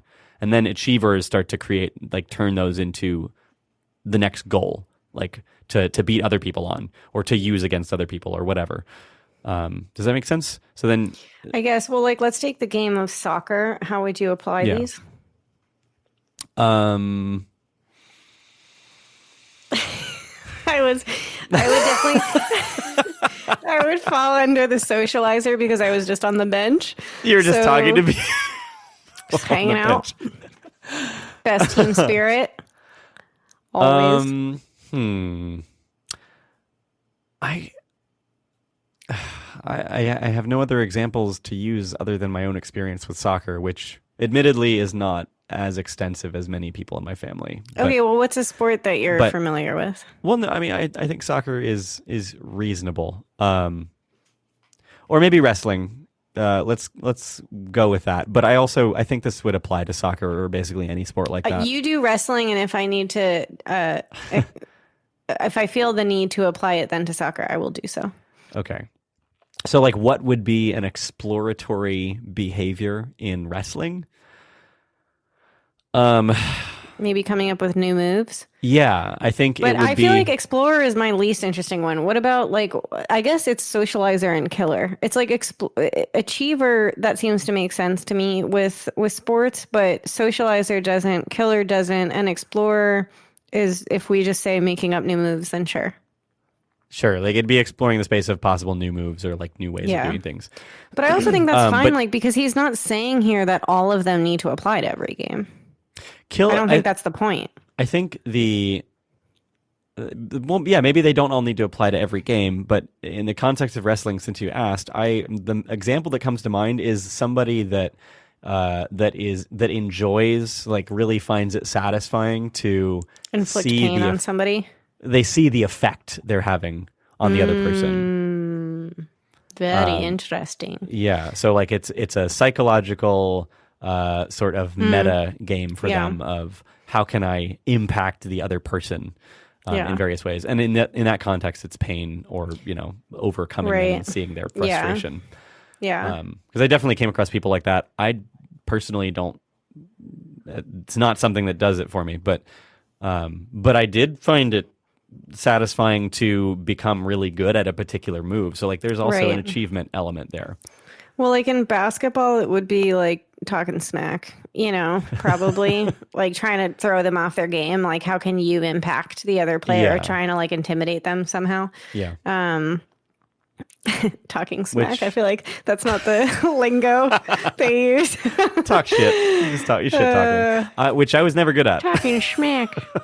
Yeah, I'd be like, well, I wasn't on the court to begin with, but if I was, I would have been like, you have weird eyebrows.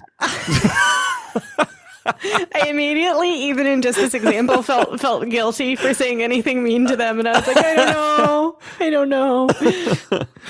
Well, because I'm pretty sure I would guess that you're more on the social spectrum of, or the socially empathetic spectrum of being concerned about your impact on others rather than. Like what? Yeah, is that rather the opposite? than curious to see how? Yeah, I don't know. But I mean, if I guess it feels like a stretch, but I probably was some mix between the achiever and the socializer, because when I think about soccer, like I was at a pretty competitive school and was like sitting the bench pretty early on, to the point where it was like, what was even fucking keeping me doing that? It's like I'm not getting in on the games. And it was a social aspect. It was just like, I have great teammates. They were all my good friends, and that was honestly, I think, what kept me in it for so long. Yeah. So it didn't matter if I wasn't the one achieving something or, whatever. And I certainly I wasn't an explorer, and that's probably why I didn't play, because I.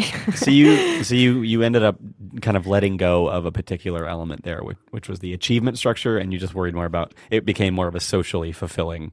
Right. That was right. Now, had I been playing more, that probably would have been different. Like for hockey, I played and I was way more of an achiever mindset. Yeah. Okay. So you were more competitive in that space. For sure. Yeah. Yeah. Okay. So, I mean, I think so. I think you can find examples of these in different sports or other. They're all games of various types, but I think you'd still be able to find examples of those kinds of behavior from different people. But all of that seems to say that it's not about identifying a single person to fit under these. It's more from a design perspective. If you're creating a story or a space for people to live in and experience things in, it's more about what types of fulfillment or fulfilling experience are you trying to create. Yeah. Like being intentional and having some sense of who you're aiming for, or what type of interaction you're aiming for. Man, Bartle. Bartley Bart. Great quadrant. What is his first name? I'm trying to look for it. You know what's confusing is the article you sent me. The person who wrote it his name is Bart. Oh, it is Bart. So Bart wrote about Bartle's taxonomy? No. His name is Bart. That's it. Bart Stewart. Oh. So sadly, Bartle's name is not Bart Bartle, which is what I thought at first.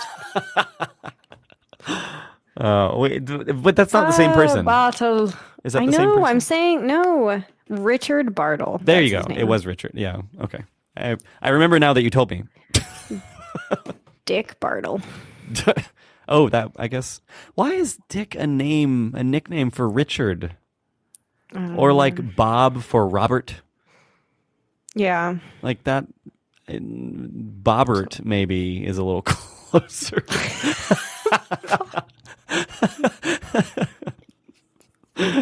You could stretch and say maybe somebody got Bob from Robert, but Dick from Richard is those are two completely different things. Yeah. All I can think of right now is that my best friend, her parent, like growing up, her parents' names were Abigail and Robert. And I have this memory of, like, I think I've really amplified it over childhood, but in my head, I had this interaction with them where I was like, okay, Bobby and Abby. And they were like, don't. No. Like, absolutely not. Yeah. They have been Abigail and Robert ever since.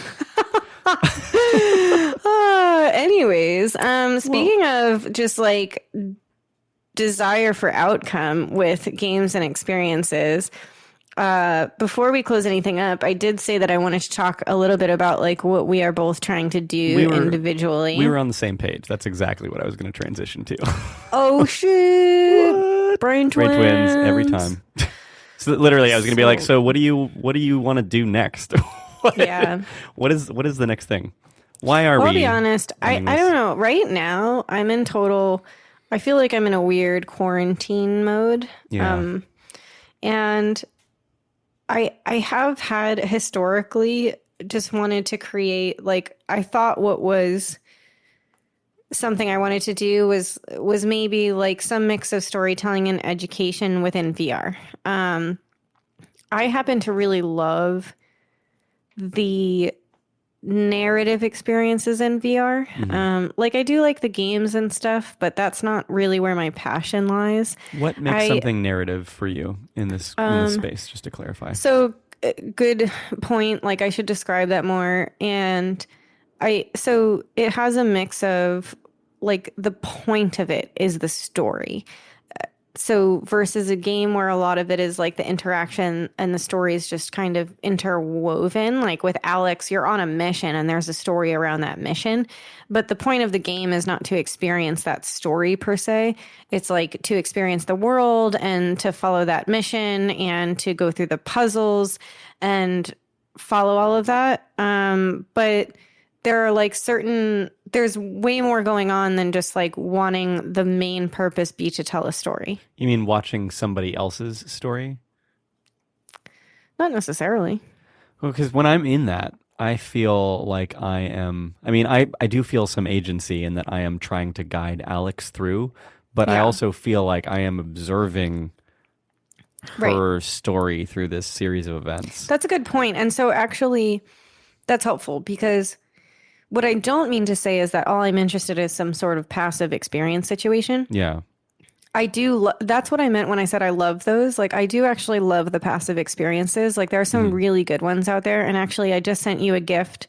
You probably didn't have time to play it yet, but it's called Gloomy Eyes. No, I haven't tried it yet, but I will. I cannot wait until you try this thing. I experienced it at like a demo of it a few years ago. I have been waiting for this game to come out for like 2 or 3 years. And I think it was a demo and then they got like taken over by somebody because now they have Colin Farrell narrating it. And I was like, okay, I do not remember that. But it's called Gloomy Eyes and you can just get it on Steam. And it's like a diorama experience. So everything is smaller. And you're this giant who's just observing a story that's happening on this diorama that's like all kind of around you. And one of the things I love about the experience is actually how it transitions between scenes. Like it's surrounding you. And so you'll kind of have like a certain scene lit up and then like it'll move to the next one and you'll kind of have to rotate and see the next scene lit up. But you are a giant. You don't have a role in that. Okay, you're just so observing. you're basically a camera. You're a camera and you're just observing the story. And when I say you're a giant, I just mean actually that, not that you're a giant, but that these things are small. Like the story is playing out through these kind of like doll-like. Your perspective is like looking down at a miniature scene. Right. And it's very like Tim Burton-esque and dark and gloomy. And I thought the story was like really neat. It felt like folklore and it was done so well and it was really beautiful and it was this like love story about zombies. And I honestly, it's funny because I fucking hate zombies and I think it's all overdone. And I have to admit that when there were zombies in Alex, I rolled my eyes because I just like, I'm not the audience for all these zombie things. Yeah. That being said, I am definitely the audience for a zombie love story. And there is like a zombie love story called like Warm Bodies. Yes, is that the one you're talking about? Yep. So good. I know. That was really good. So this is like along those lines. I'm like, it's like Warm Bodies meets The Nightmare Before Christmas. When you play it, that's actually not going to be that far off. Okay. Anyways, I digress. So what's my point? I don't know. I mean, it can be passive. I do love a lot of the passive experiences. And I think some people might ignore those because they think that like, what I don't think is that VR should only be interactive.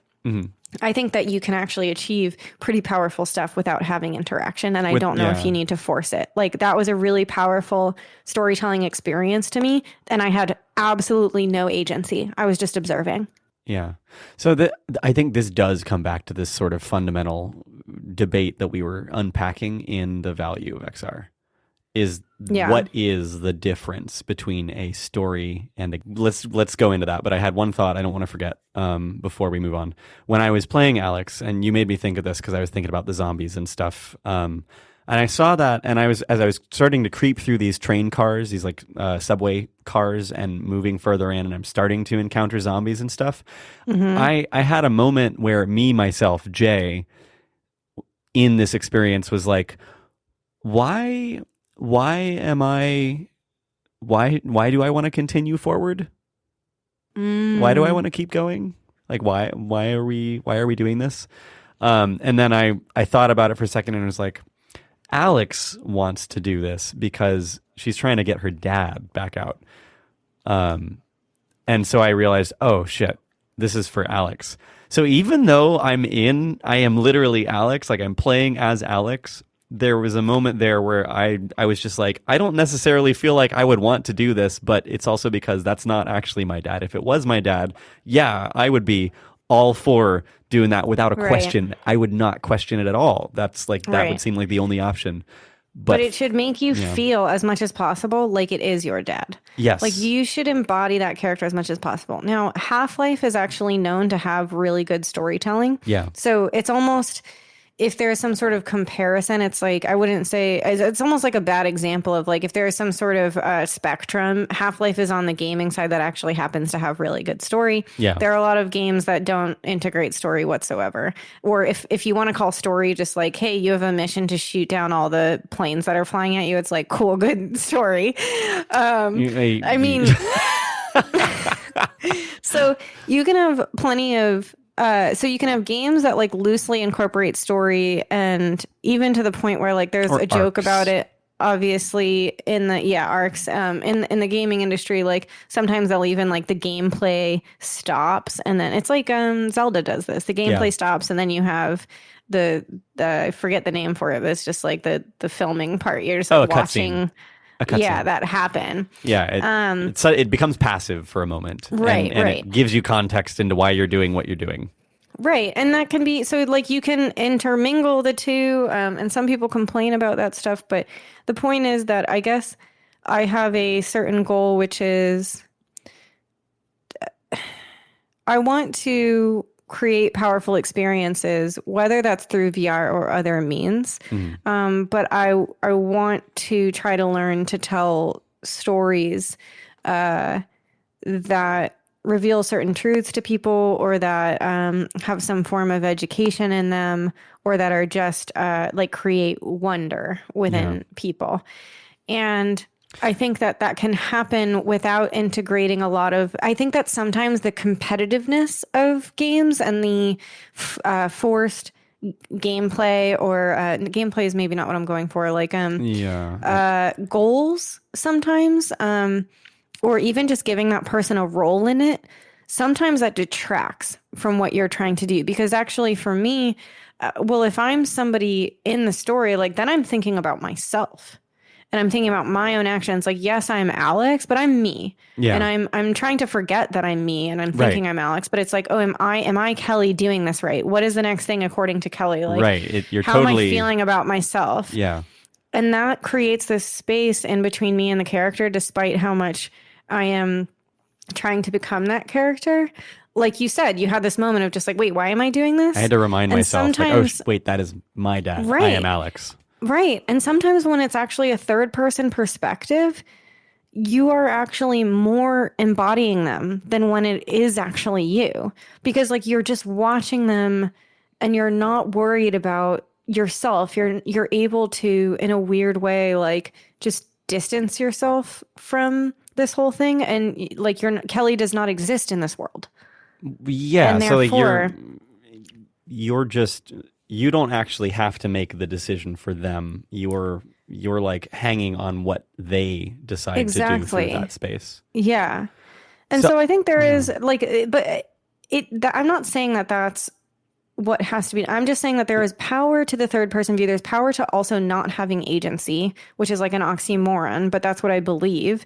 And I think that nobody has quite figured out, obviously, like people are just figuring it out, and there's tons of amazing explorations and examples that are out there. Like, I mean, Gloomy Eyes is just one that I mentioned, which are like trying to figure out in this new medium, how do you really tell a story? Like, how would you tell a fairy tale where like the person doesn't have to have agency? It's not a game. You wouldn't define it as a game. This is awesome.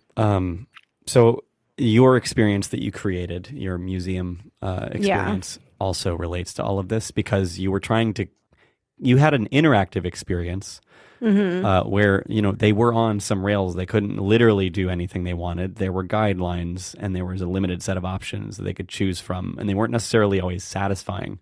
But the challenge, like when you have a passive observer sort of experience, you're not making the decisions. It's not you deciding what to do. You are hanging on the decisions of the subject or the people or whatever it is. But in an interactive situation, you have to make the player empathize with they have to empathize with they have to believe in the environment. So you can't break verisimilitude. They have to like believe that it's real. And when I had that moment of questioning, why am I continuing forward? This seems really dangerous and this place seems fucked up.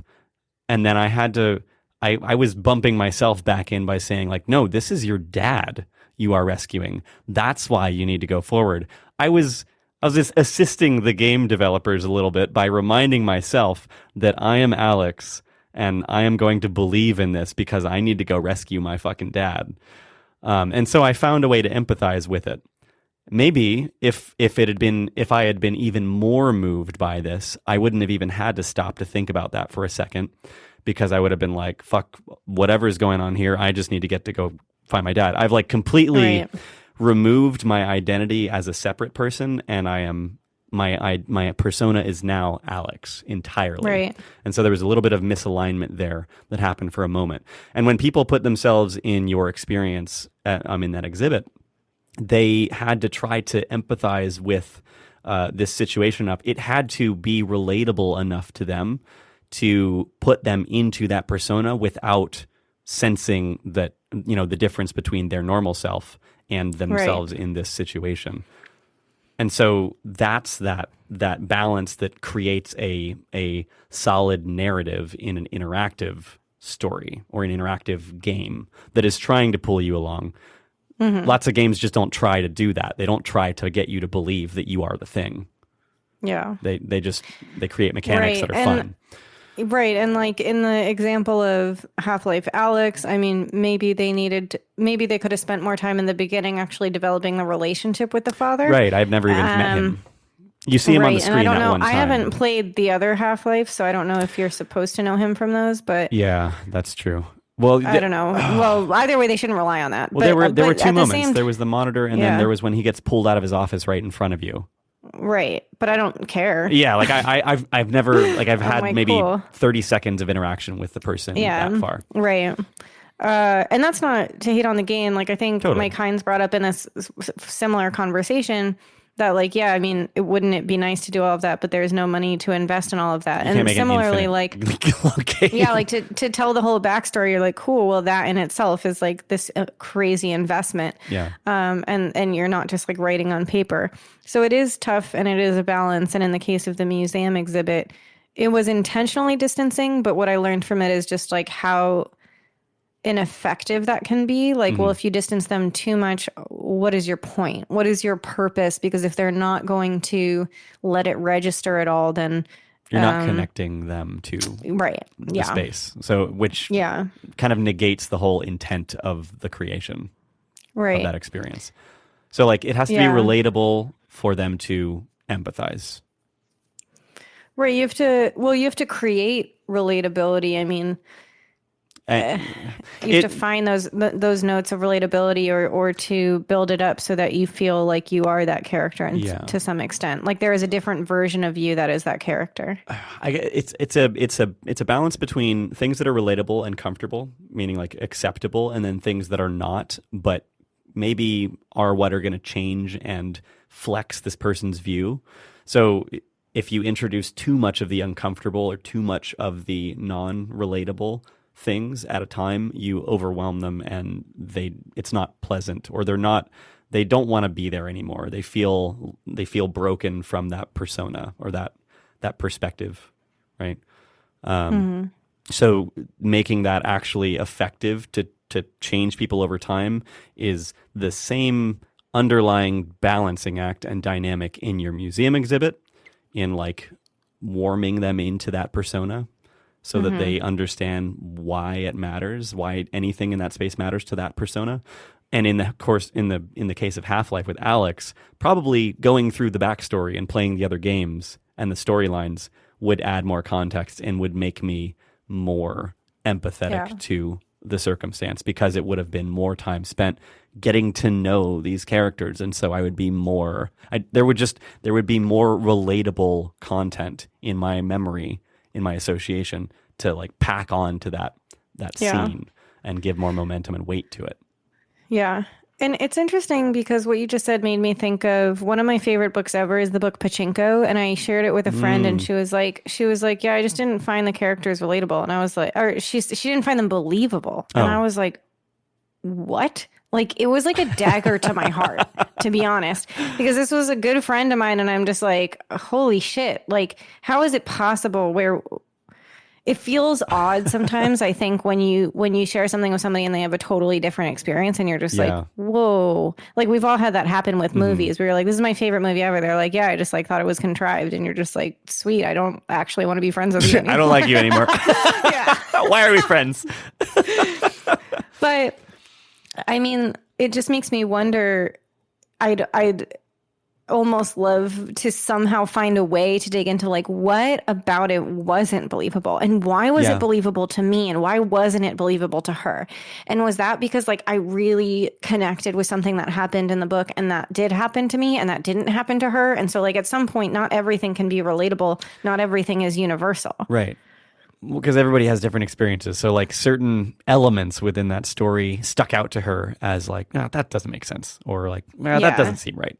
And enough of those things piled up that she just stopped paying attention to the other aspects of the story. And maybe they all fed into one another. Yeah. But I mean, everything, like, not everything is built for everyone. It's like we're talking about with these games and different player types with the games. The whole point is that there's going to be unique types of people that connect with something that others don't connect with. So, and the whole point as the author is to like maybe just find people that connect with that story. You need to be able to imagine yourself into that position. And you can't break the imagination or the verisimilitude.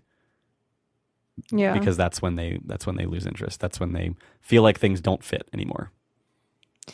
Yeah, I imagine. So I'm reading Stephen King's The Stand, and I've actually never read Stephen King before, but he, in The Stand, which side note is like a 47-hour fucking audiobook. So you've been going through this with your dad, That's what I'll right? be doing for the rest of the year. Yeah, my dad and I are reading it. I thought it would be cool to connect with him over quarantine, and now I'm like, why did I do this to myself? 47 hours. And I think he's feeling the same time. way. Yeah, he's ahead of me. Anyways, I know. I'm like, wow, I'm 17 hours in, and I still have more than half. Anyways, he has a lot of characters. Like, so far, I wouldn't identify with any of his characters. Really? There's one kind, like, deaf guy that I'm like, that's the closest I've ever felt to being like, oh, I like that character, and like I want him to be the main character. But this is like a giant ensemble. Yeah. There is no main character. It's all about these different lives that are happening during a virus killing 99% of the population, because that's what I want to read during quarantine, apparently. But like, it's all these crazy characters that I would never identify with, but they're all super believable to me. And like when I'm in the mindset, he has a way of making me nearly in that person's mindset, even though it's like the complete opposite of my own character. What is And what is so, it that he's doing? Or like, what is it about those characters that makes them believable to you versus relatable? I Like, mean, what makes I sense don't have about a them? quick answer because I feel like it would take studying Stephen King, which honestly I'm just kind of consuming it now. But I Yeah. mean, at first glance, I feel like he really gets in the mindset of his characters and talks in a way that makes it feel like you're in their head and you're like allowed into their head and you accept that invitation and Okay. See, you huh. allow yourself to be that different person momentarily and then you allow yourself to hop into, so he like invites you in and does like a really good job of getting you into that So he like mentality of like, sets like a mental stage of that yeah, person, and yeah, basically gives you enough context of that person that you're like, okay, totally, this makes yeah. sense. This makes sense given this completely new, weird context to me, but I've got enough now to go off of. Right, like whether it's the facts that he provides or literally just what the language he writes in, Hmm. it's like in the mindset of that person. It's not like, oh, here's this third person being like, well, Larry was a musician and he was quite difficult to get along with. Like, it's not that. It's like, you're in Larry's head and Yeah. Larry's just like fucking hungover and he has this popular song that's always playing on the radio and he like can't stand himself and he has to like, Yeah. you are them. He just So, keeps, it's like he's a little butterfly that flits between people's brains. so there are elements in the description that you just gave that are human relatable, or I don't even want to say human relatable. They are like rational, or they're thinking being relatable, meaning that it's a relatable concept to have something that you output or that you created uh, shown back to you later on, and it pisses you off because you see the imperfections in it or you find things in it to dislike. So when you said that there was a song playing on the radio that just infuriated him, Yeah. that seems like a very relatable thing. Not that, Yeah. I mean, I've done that, but I've recorded music in the past, so like I directly relate with that, even though I haven't necessarily gone on like drunken brawls because of that situation. I haven't been in Larry's situation exactly, but there's an element there that makes sense to me, that like Yeah. connects together, and so he already starts to become a more believable character. Right. Yeah. I don't even know where to go with that. I mean, all of this coming back to, I do want to come back to like, what is the value of VR? Because I mean, my point was with all of that, that I gravitate towards, like, I absolutely love books. I love reading. Mhm. And I also love historical fiction, like really good historical fiction, which has this combination of educating me on history while making it like totally compelling. Yeah, And you have this context that outside of the book, that there's a huge part of it that's actually real. for So sure, you like I just already finished, start from a solid base. yeah, like I just finished that book Disoriental I was telling you Mm. about, and it's all about the Iranian Revolution. And I was like, holy Oh, shit, there's so much I didn't know about that. And it just like expands my brain. And then suddenly I have a million more questions, yeah. especially obviously growing up in the time frame that we have, which was very heavily influenced by the Middle East. Mhm. And like the media was telling us a certain story of the Middle East. Yeah. And we just generalize and that's it. Even if we're well educated, like our history books didn't really address it. Yeah. And our teachers weren't really probably told to teach it. Anyways, Yeah, I I'm mean, going off on a yeah. tangent, but the point is, I like absolutely love education. I love storytelling. I love the two combined. I'm generally really passionate about trying to figure out a way to do that.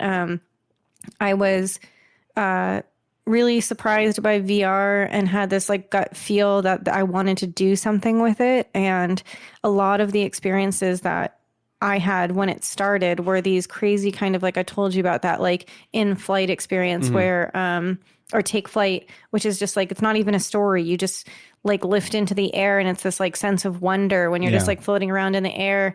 And but I liked that because, again, it didn't require me to do anything. I was just kind of like, it just allowed this space where this magic could happen, and I could just like observe and feel it without necessarily like having a goal. Right. And so I do like games.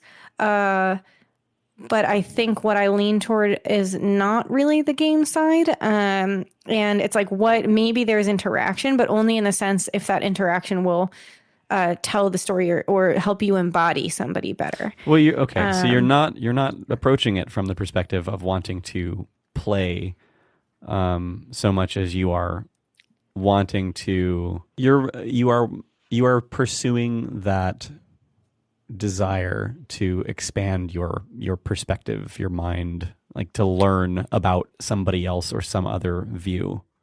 And so if it's a story where you feel like you have stepped into a character, even if you're not controlling them, you are just observing the world from their eyes, whether it's this Stephen King book, you're seeing the perspective of a person that you never would have related to before, but it makes sense to you, and suddenly you're able to embody a different, like an entirely different person, and you've expanded for that.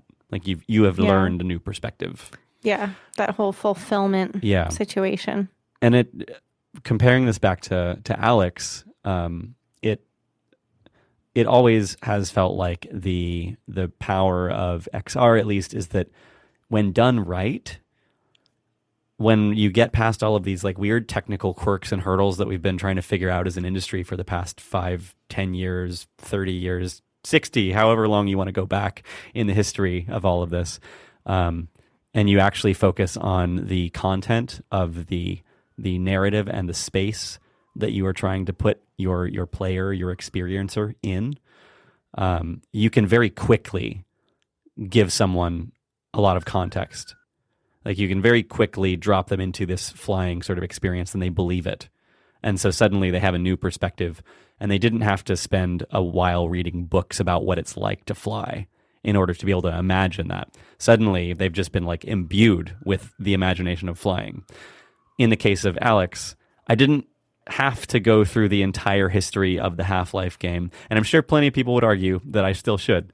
I think I probably still should as well, just to get all the other context. But just within that first set of experiences in the game, and like 10 seconds of seeing her dad on that screen and sitting out on that porch as you're looking out over the horizon and being sucked into that world so quickly, yes, it was enough to make me fully invested, and seeing all this stuff from her perspective and starting to imbue myself into her persona and caring about the things that she cares about. And that changes my perspective and the actions that I would take. We saw that with that moment where I did break out of that perspective for a second and said, I feel like I should do something different than what this wants me to do. But wait a minute. Oh, wait, I forgot that this is all to find her dad. No, actually, I do want to do that. And so then I get back into her persona again and continue to stretch in that way mentally. And that seems like an underlying thing that you enjoy about this medium in particular, why you were drawn to it, because it does seem powerful in that way. But more broadly, why you're drawn to storytelling, because it does have this educational and like mind expanding power to it. It's also why I find all of this fascinating, as well as just the general interaction. Like, how do you create evocative interface with these kinds of mediums? For me. Yeah. But I think that's well put, and the mind expanding thing for sure. And I think you can do that through any medium. Yeah. And to me, it doesn't have to be VR. I happen to have a special interest in VR, but I mean, I've like done a short film. I would be happy writing stories. Like there's so many ways. And I think a lot of people end up limiting themselves, but really like there's so many ways you can try to express things and play around with that. But coming back to like the whole, okay, so why VR? So I keep thinking about what drew me to it in the first place, which was a Disney experience and a Disney World. And like going into the one in Epcot that like takes you through, I think it's called like Spaceship Earth, and it takes you through history, like and I think like towards the future that they want or something. And so it was this mix of like a really cool experience that was a ride that also taught me about actual history. And that was the one that I happened to be on where I was like, oh my God, I had this moment of just like, VR could do this. VR could give us this experience in our living rooms or in a classroom. And I still feel that way. And the question is though, like, what is it about that? What is it? So ignoring VR, what is it about the ride that did that for me? And like, when I think about the ride, the first thing that comes to mind is something like, it is, I mean, as much as we overuse the word, it is the immersion. It's like you enter a dark tunnel, like you buckle in and you prep, and then you're like, okay, I'm going to go in, whether that's like a roller coaster that's going to be scary or something else. And it's like, it'll have this whole like prep thing, which will be like, okay, you know, they always have, Disney always does such a good job, you know, they'll be like, you're now entering the blah, blah, blah. Like that, like they have made it a point to make it, you've entered the experience as soon as you pass the sign outside. Like as soon as you're entering that building, before you've entered the ride, the people who work there, everything is about immersion. And then when you're in the ride, it's like true immersion. It's these like you're on water or on rails, and there are these, you know, darkness around you and these lit up figures or animatrons. And it's just like, holy shit, it's so fucking cool. I mean, when else do you experience that shit? You know, like you get it out of video games a little, but like when are you actually fucking moving on a ride and your stomach can drop and you can like look around and you're surrounded by the whole thing, and you're on the Pirates of the Caribbean and you don't even know which way to look, and then you look one way and then you pass and you can look backwards and there's like pirates on a ship firing stuff at you. It's just like that feeling of just like, I had written down some words that came to mind, which is like absolute immersion. So like there's immersion in a lot of things, but the absolute part of it is like when you literally like feel like you can't escape it. Like you're fucking in it. Well, yeah, you're either there or like it's either a story that you can step out of, you can decide to disbelieve. Or you're actually in it. Right. Like with a video game, there's the screen in between you. With a book, there's the book. But like that full, like you can get distracted in a video game or a book just by like your cat. You know what I mean? Or like somebody talking to you. And it's like with VR, it's the closest to absolute immersion or like unbroken immersion. You have a sense of like... The more immersion, the less vectors you can be distracted from. Like it's just removing things that can distract you. If you have peripheral vision because you're playing a video game, you can be distracted by things around you. Right. If you're in VR, it takes that all away. So like you no longer have that outside visual stimulus, at least. Then we're still working through like the physical aspects of figuring out how to distract you from the fact that your body's not actually there. Like there's a disconnect there. Yeah. So like it's just overcoming each of those sensory vectors by which you can be taken out of the situation. Right. Which is why actually with those Disney rides, it's like you could argue even more immersive than VR. Totally. Because you can just like move around, and granted you don't tend to always have like agency with things or whatever, but there is a sense of like you're totally embodied in yourself. So you are the character. You have enough context for you. You are Kelly. You're Jay Silvis, and you are on this pirate boat. Like you don't need to pretend to be somebody else. You are the pirate. But you can even you can disbelieve in that. That's true. It requires good storytelling. Like I'm not arguing with that. Because I mean, Disney does a particularly good job. You can have a really really shitty ride that's like, just not doing a good job of it. But I'm saying it enables. It is a platform that enables that strength of storytelling or immersion. Now, the other things I had written down were like, there's things that you don't get in video games or other mediums are like scale, which we've talked about, proximity for the most part, like when something's really close to you, something's much taller than you, a sense of space, I like think, spatial awareness. I think the space is what causes both of those effects. You have that 3-dimensional space around you, and so you actually feel the scale of things. You feel the distance between things all of a sudden, and that makes everything feel very large or far away or close Yeah. in proximity. Yeah. Which is, Yeah. And then there was another one, which is obviously just motion. Like you can have your stomach drop, Yeah. I mean, to the point where it literally makes you motion sick, and that's a problem. Now, one thing, as I was talking about all of that, I was thinking about Sleep No More, that immersive theater in New York.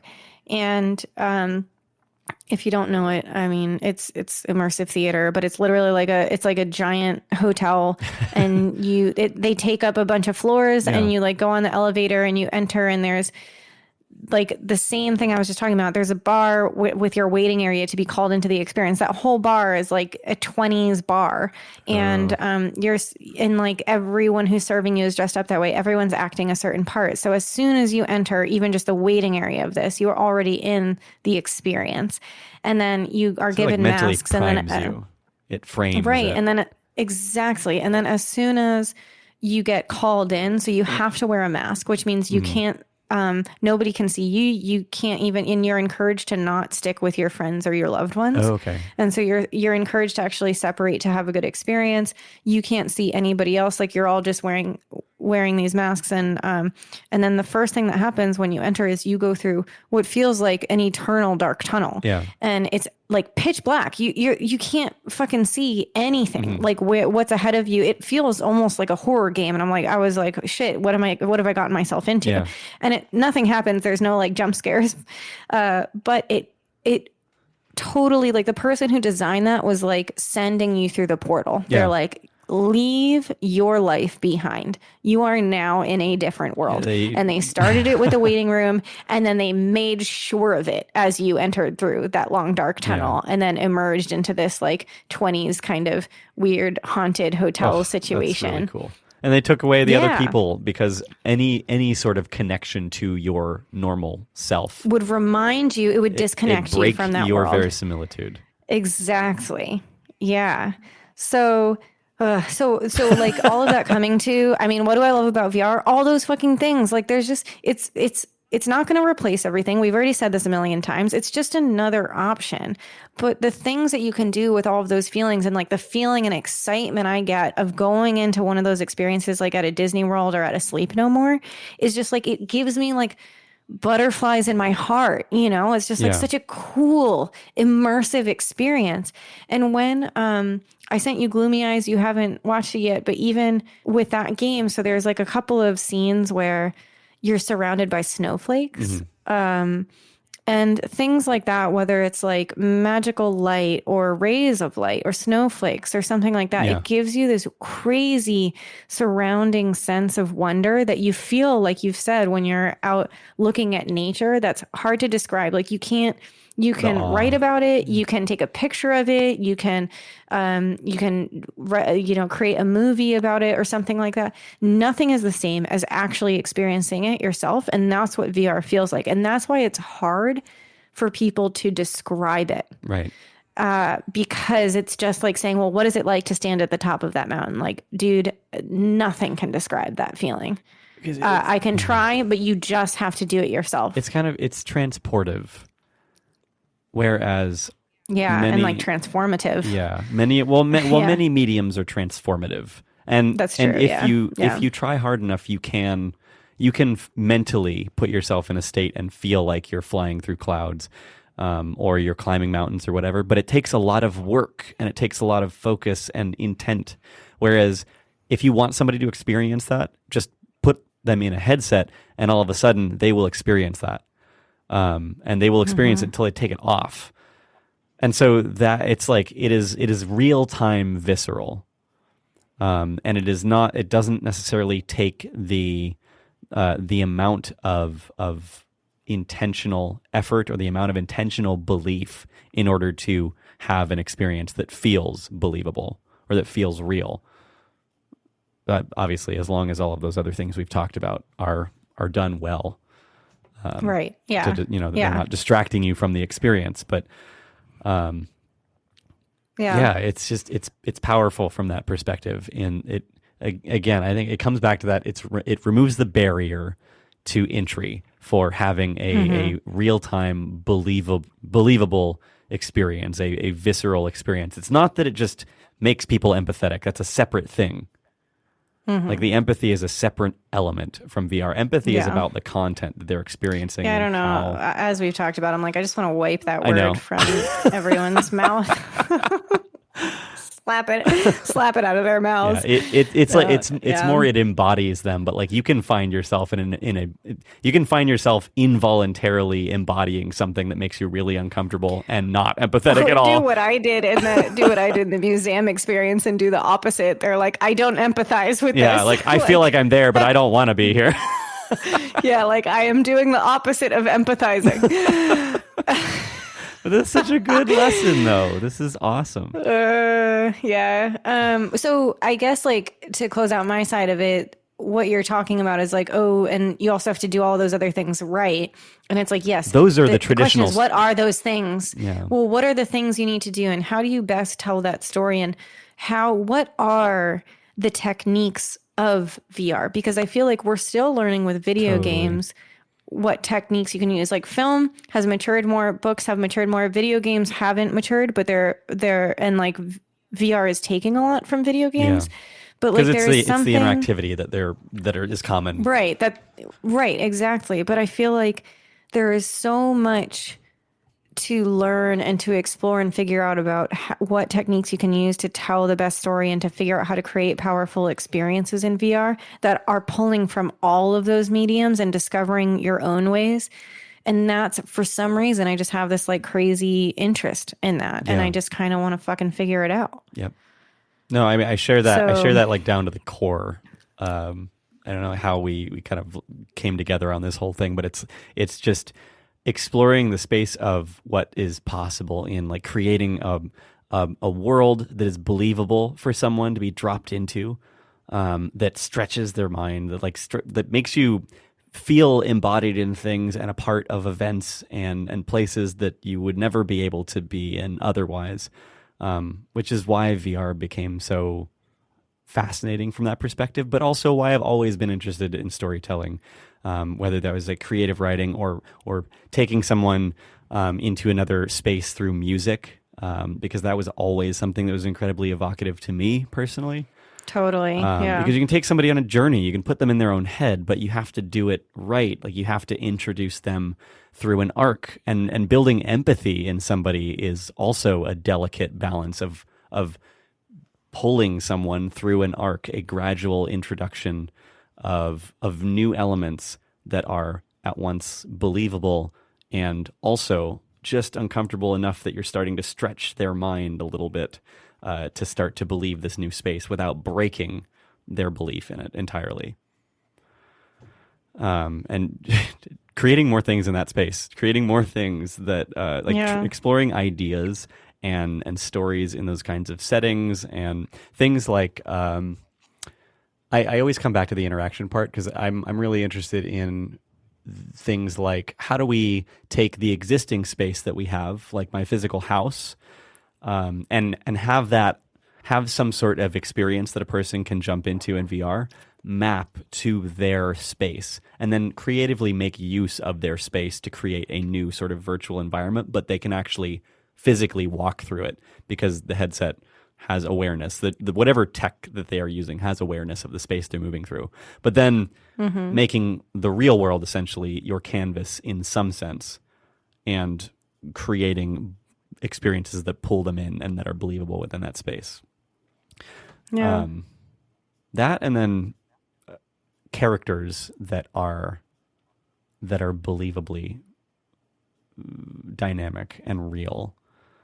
So like, if you're going to create all these different things in VR, what goes into creating a person, a persona that is virtual, that really pulls on your strings and like really ties into your very human emotions and makes you believe and value and really become attached to that character, that person. I think that's why the virtual intimacy side of things is so interesting as well, because that really plays down to some like fundamental aspects of our nature. Yeah. We had a conversation about this months ago, I think, just kind of brainstorming on some different ideas where we were talking about what, like an idea around creating some sort of experience where there's an animal, or you embody an animal. And there are games that I've played that were so good, where I can't remember the name exactly. It's on Steam. Maybe I'll think of it while we're talking about it. But you embodied a bobcat who was trying to rear young. And so it's third person, but you're kind of running through this painterly sort of landscape and just trying to survive and gather food and things. And then she finds a mate and she has cubs. And then you're trying to take care of your cubs. And at some point, I end up losing my cubs through different events, whether it's wild animals attacking me or one of them getting lost or not being able to find enough food. But I was so invested in it. I was so in. Yeah.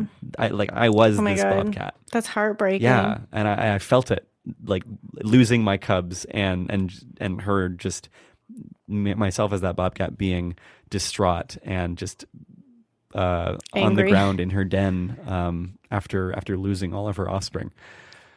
So like those kinds of just experiences like that really pull people. I think that is something that the technological canvas is interesting to me for.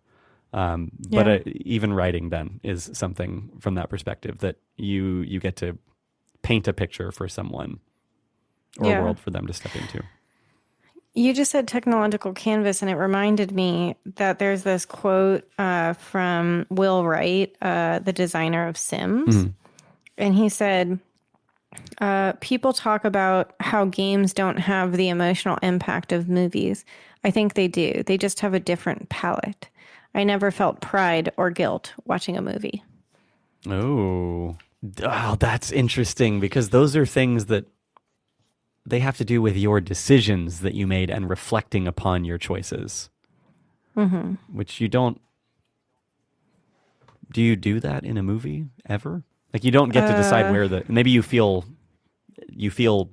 pity for, or you feel ashamed of what somebody in the movie did. I mean, I think it's interesting because you can feel sadness for sure, and you can feel like on their behalf, sadness on their behalf. There are definitely ones where they feel cringy, like embarrassing, where you can't like get away from it. Yeah, embarrassment or that but guilt or pride are interesting feelings that he selected from, because I don't know if I've ever felt guilty, because probably when that happens, I'm like, oh, I'm not that character. I didn't do that. Pride, I have. You've never felt proud from a movie? Yeah, you've never felt proud of the actions of a character, or like something that a character did or they overcame, or like they grew somehow through the movie or through the series of events? Well, pride is like that you instilled something in them that did that. Like I think we use the word proud a lot, that not necessarily in its true meaning, maybe they're right? They're probably they feel like two separate things. There's one, you can be proud of what somebody else did and accomplished, and then you can also be I don't know. So, you can attribute, like you can imagine that you were encouraging them in your own way as you're watching. Like you can be rooting for this person, right, and then you can be really proud that they managed to do the thing, and you've been supporting them this whole time. You supporting them gave you some sort of agency as you observed them, and then they succeeded, and so you feel proud that they succeeded. Does that? Yeah, it does. Yeah, I think it makes sense, and that comes back to like, well, maybe we can reword his to just feel like that the sense of pride, guilt, achievement. It's closer to home when it's not some other character that you're.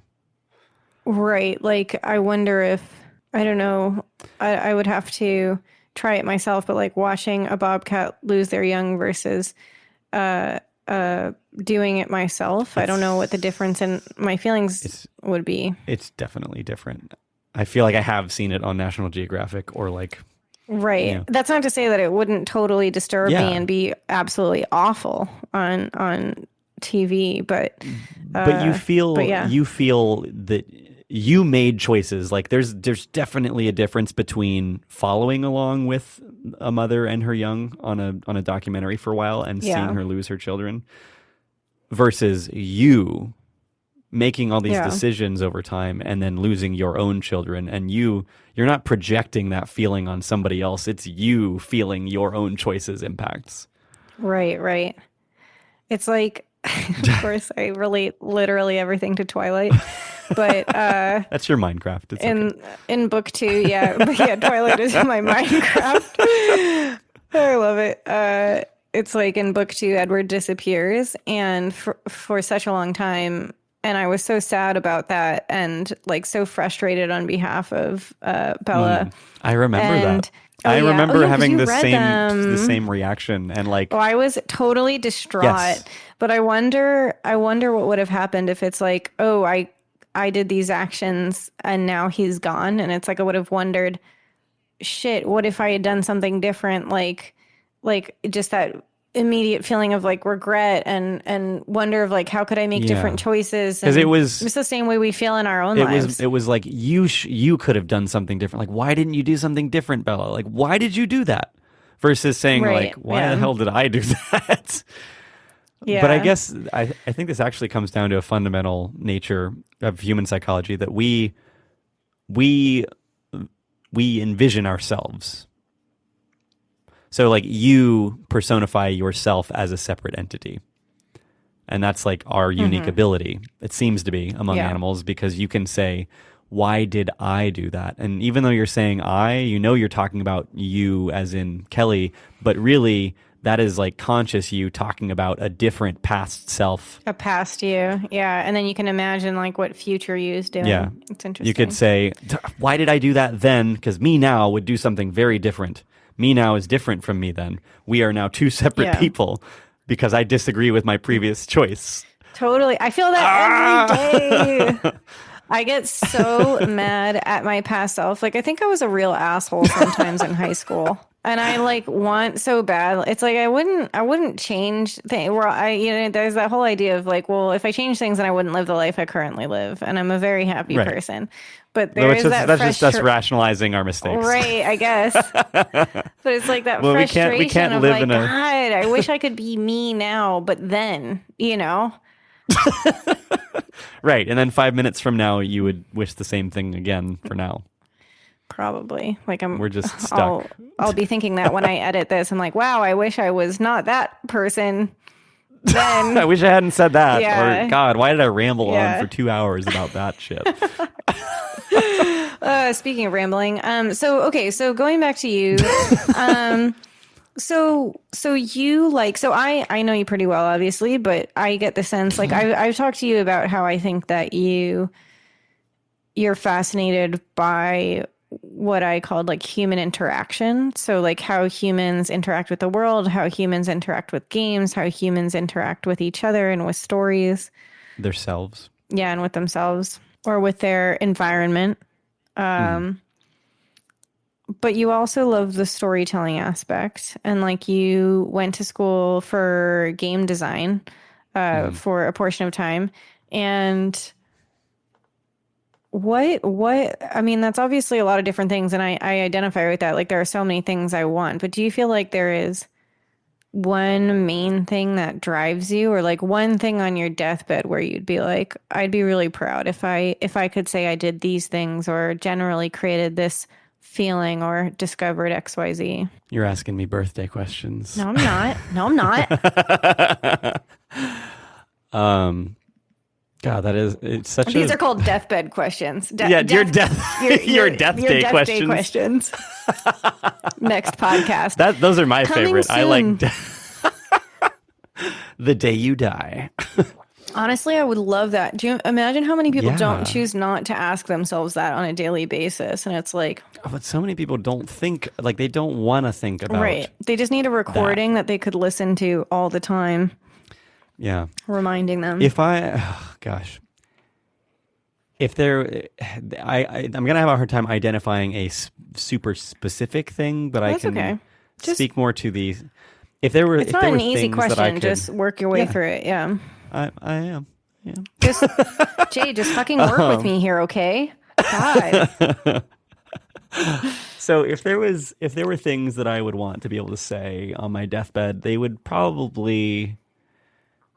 have to be around just like I put all of my as much of my creative energy as I could muster into understanding how people interact with the world and how all these different aspects play together.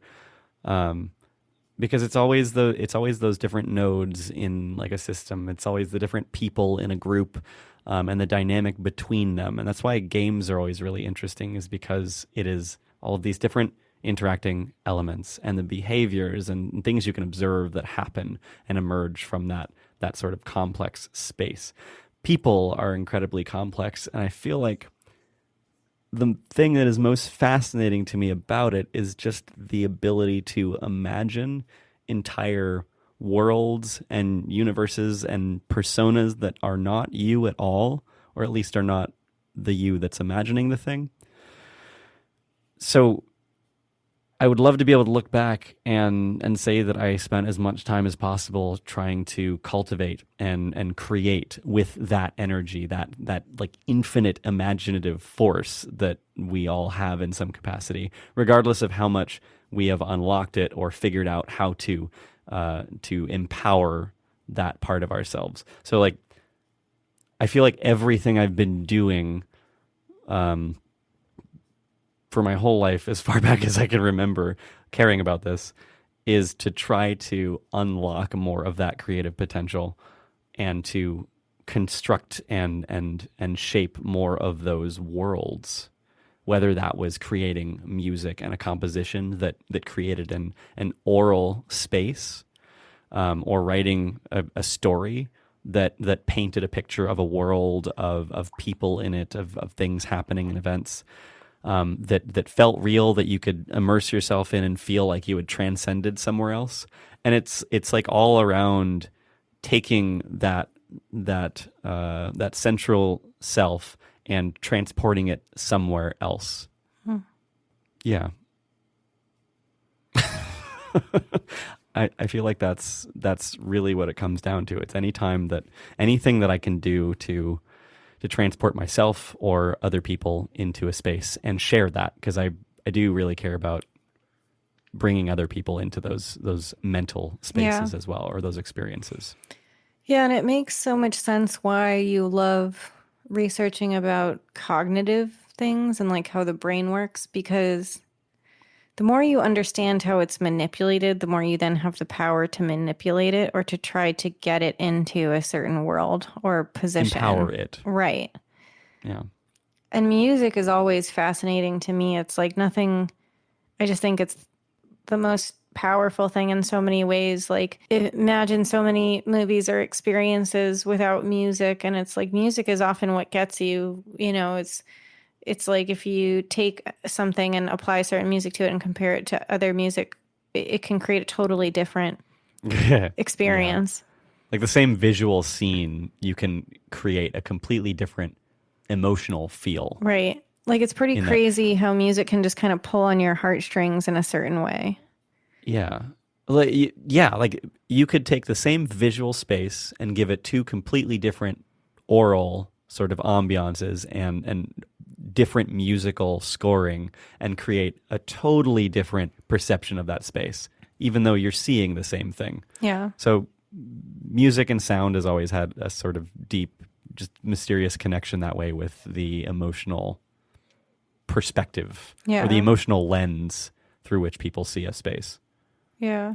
Earlier today when Mike and I were having that conversation about basic bitches, I'm like having this weird, bring it back to that always. Why? Oh, he was talking about, no, here my memory goes, but I'm trying to figure it out as I talk. I'm like, he was talking about how there's like white noise, brown noise, red noise or whatever. And that was all about like what, because it was about like chaos and how, and what sounds, what patterns or predictability, like that balance between surprise and predictability that we like.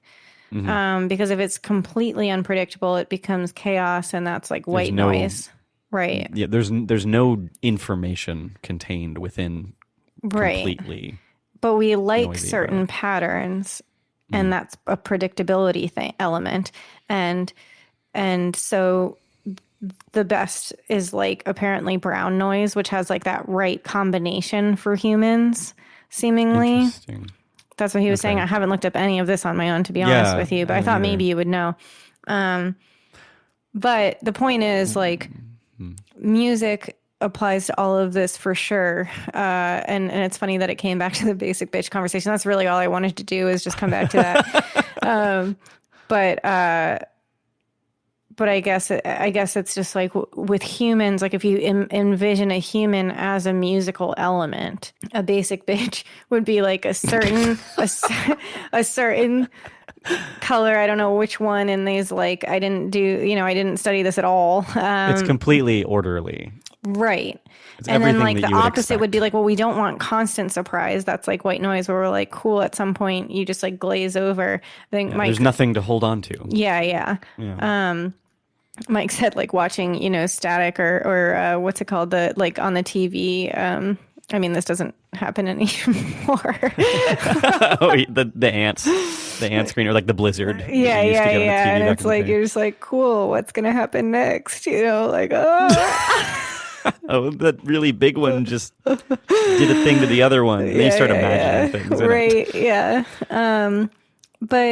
But yeah, I mean, that stuff is pretty fascinating, and music is a language of its own. And actually, that kind of brings me back to like, language is fascinating. Yes, this is something that I think you and I. It's funny because I did this like kind of journaling thing recently, and I forgot to pull it up. I meant to actually look through it before we talked about some of these things, but I remember it like one of the conclusions that came from it is how fascinated I am with communication. Or the lack of communication. Like, I really love thinking about what people don't say, or what they have trouble communicating with people. Right. And that fascinates me. I really, I kind of like, when I think about if I were at the end of my life, I have this like mix between like, I like producing and being the business person, but I also like the storytelling and creative aspect. And for the creative, I think like, well, if I wanted to bring any type of story to life, it's like about the things that are not said. It's like trying to bring that element of a story to the forefront, which is, and the reason I want to do that, like the reason you want to create art around that is because we don't have a language that really encapsulates some of these things. So it's the dynamics and things that are outside the bounds of language, or outside the bounds of what you can articulate. Right. Because it's the things that are feeling, it's the things that are sound. Of like the English language, I'll say, or like human language, because you can also consider communication or art being a language in itself, or a form of communication, right? Yeah. But not something like you can't, it's hard to write down a painting. Right. Like you can't, well, that's why it's just a different form of communicating something. It's just different information. Yeah. Right. And that actually relates directly to the VR stuff, because it's like, it's just communicating something that doesn't necessarily need to be, like all of these things, whether, all medias and mediums are forms of communication in some ways. And yes, they can just be like kind of fun stuff that's not really communicating anything, for sure. But I think what you and I really like, we love language. I think we talked about language theory a lot, like when we first hung out, and I like wanted, honestly, I wish I could just like study language theory all the time. But I think that's all related. It's like, how do humans interact? It's through communication and through language. But that is not just the spoken language. There are other languages, body language, language through different forms of art.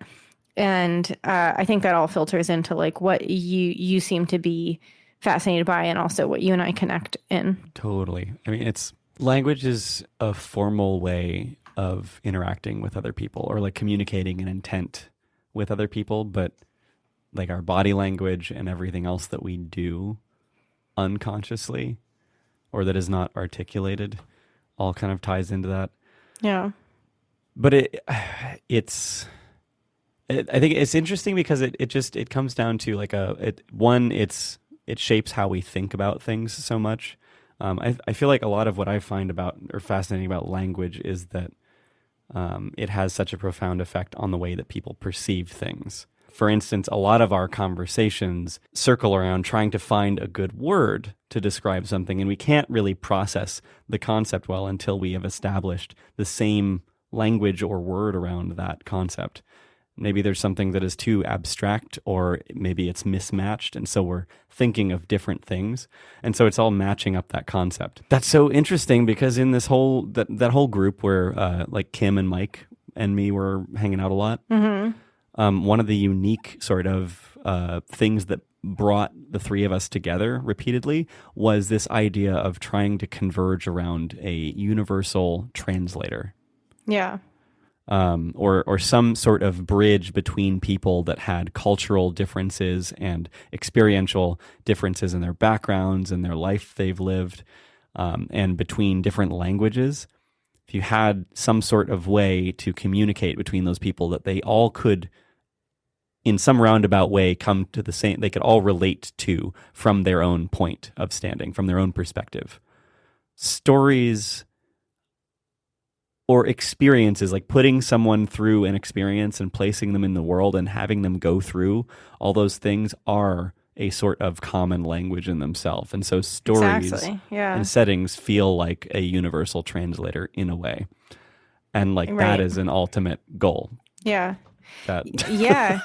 Yeah. And it's interesting because, I mean, I totally agree. I feel like, and the more we can communicate, I mean, wouldn't that make us all happier if we can understand each other better, right? Aren't a lot of our anger and poor decisions, discriminations just around like not understanding each other fully? Yeah, it's all misunderstanding. Yeah. And even with stories, it can be hard. Like the book I just read about the Iranian Revolution, it was translated from French. And well, they did speak, or French had a heavy influence on the modern Persian language. So right. I mean, it was written in French and translated to English because like the person who this story, I mean, it's based on a true story, and she had had to escape to France. So yeah, huge connections there. But even that like somebody has to choose to translate that so that I can read that story, which made me think even more like a lot of people who experienced the Iranian Revolution moved to France or other surrounding countries. So when they write a story about their experience, I'm either not going to hear it, or somebody needs to decide to translate that to my language.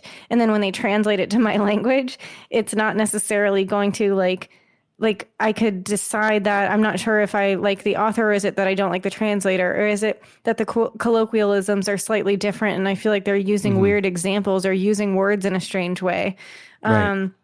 So yeah, communication and translation is hard. And I just feel like all this, the more we can work to find ways to communicate, the better. So all of that sparked a thought or an idea. I spent a year studying Persian and had like 5 or 6 Persian nationals that were our teachers. And so it was like a complete immersion course. I was in Monterey, California for a good period of time doing that. So I gained an empathy for Persian culture in general and like kind of internalized a bit of an identity. Speaking Persian, by the way, means speaking Farsi, right?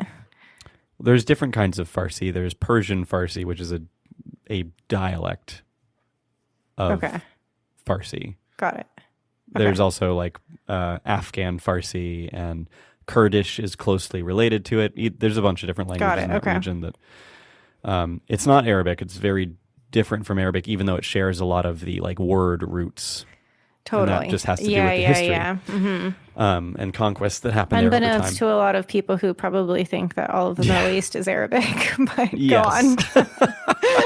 I had no context on all of that before I studied. Totally. And got immersed in it for a year either. So I totally get it.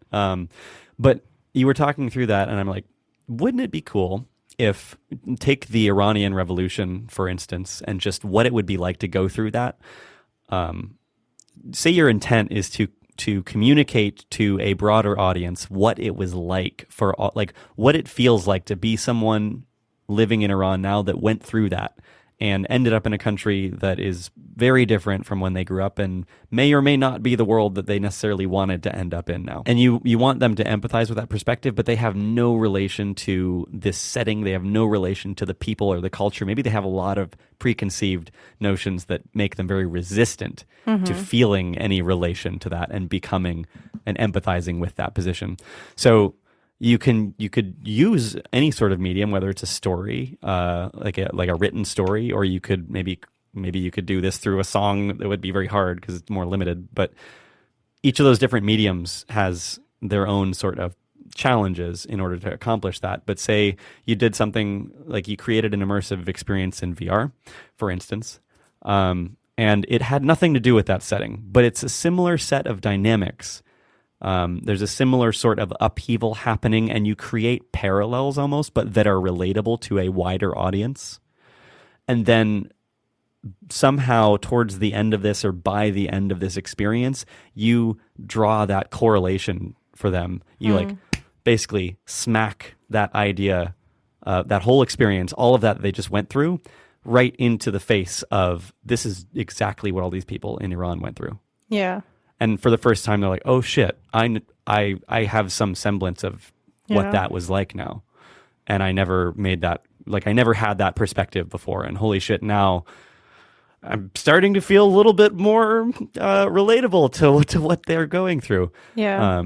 And so like that's what people always say when they're like, "It creates empathy," but like that's just how you execute on a story to bring people along for the ride without kicking them off before they get to the end.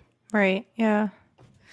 I love that idea. And I don't know, I fucking love history. And I feel like we have such a limited sense of it, and I think I've told you or even said it on the podcast before about how my like dream project was creating the kind of like encyclopedia history edition within VR, where you can like understand. Like, I think it's really hard within textbooks. Everything is pretty linear within a certain, they'll be like, this is, China or Asia, circa these years to these years, 1900 to 1950. And then like, that's its own thing. And then it's like next chapter, like the US, and it like, there's no sense of connection that's going between it's just it. a list of facts. Right. And it's like, I just want that kind of exploration or discovery to happen, which is like what I would have wanted to do is the book I just read. Okay. So here I am at this given time, like as they're entering the Iranian Revolution. And then I would be like, okay, wait, they just mentioned something about like the CIA and the US, like boom, like teleport in or like, go through that portal into the US and be like, who's president right now? Give me the context of this. Like, what's going on? What year is it? What bands are famous right now? Like you just get all this context and then you like bounce back into Iran and you're like, okay, I get it, and now I'm starting to drive these connections and to understand like the US's position in all of this and to understand the time frame. I'm painting this picture. Oh, I think this comes back to why I totally am starting to get why you really enjoy like historical fiction, because and why it might be powerful in this respect, because you can take the real setting that may not be as interesting because you as a reader or as a person experiencing this setting you don't have a potential narrative that you can experience that through that you would have related to. You weren't there, so you had no part in it. But if you do historical fiction, you can step into the headspaces of people and get the reader or the experiencer to embody a number of different characters, whether they project themselves into it or whether they're literally taking the agency of that character. And suddenly you are now learning about a place just by being there, by like mentally putting yourself in that space. Right. Like there's a total difference between the history books, which are like bullet point 1, like, okay, this year the Shah was overthrown. Bullet point 2, like the Khomeini took over, blah, blah, blah. Like maybe 1 to 2 sentences of context versus like you are the daughter of, in this case, a father who was an intellectual who was, against the current government. And the thing is that you can't be against the government in that time, in that space. And so, he was in a resistance, and so you are worried for your father, and you don't quite understand everything. That's okay, but you understand that your father doesn't agree with what's going on, and that he's being targeted, and that your father is disappearing all the time, and you know that he's trying to basically escape or go undercover, essentially, because he's now targeted and potentially going to be killed by this government. And then you start to wonder, like, well, what does my father believe, and what is this government saying? And the father writes a letter to the Shah, and like there's this big deal, and then he has to escape, and you don't know where he is, and then the family's under attack, and you have to escape to France. And it's like, now you're fucking invested. Now you're like, well, what is going on? Like, what is the deal with this Shah, and what does he believe, and why the fuck are we under attack right now, and why can't my dad just write a letter being like opposing what's going on? Freedom of speech, I'm American, come on. And then you're just like, oh shit, never mind, like we can just get killed. And then, like, you know what else doesn't make sense? And now I'm just on a tangent, but it's like the Iranian Revolution, like there is history is so dramatic, and somehow books, like textbooks and teachers make it fucking boring.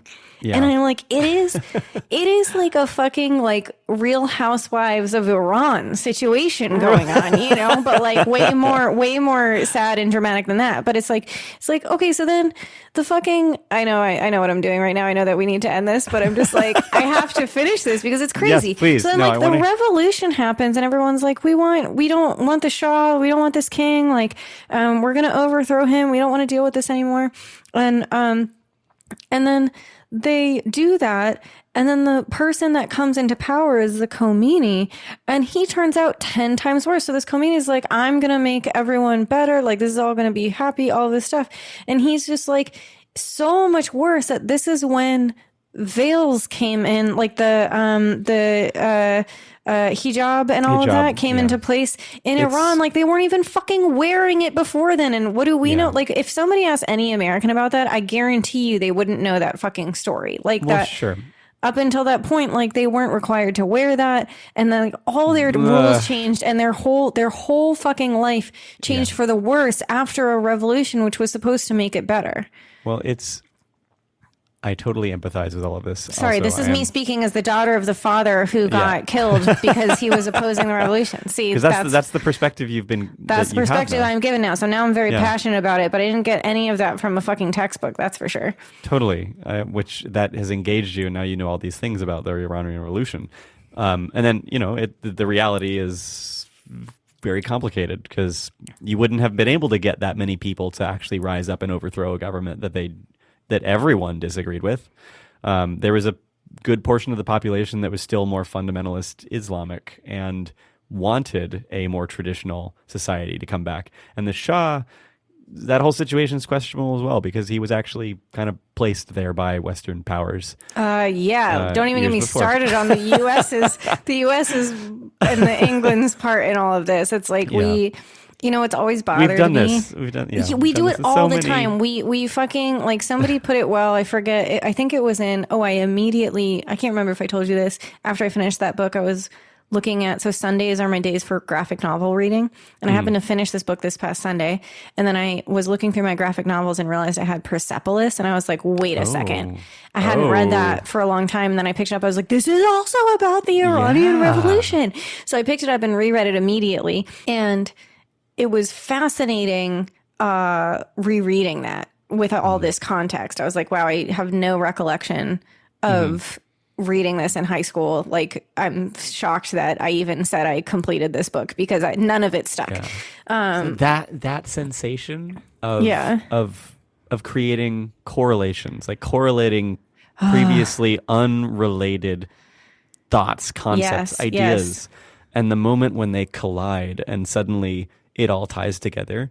That's the most amazing thing. If I could just create more things like that make that happen for people, and I can also make that happen for myself because I love it. That's learning. That's the best thing in the world. I love it. Yes. Let's do it. And that's why we're ending Reality Quest. Yeah. Goodbye. So So to end it out then, because I'll stop talking about. No, that's also, an I amazing mispronounced. way to- I mispronounced. It's not. It's like Khomeini. the Khomeini. Khomeini. I said Khomeini like a fucking. Ahmadinejad Khomeini.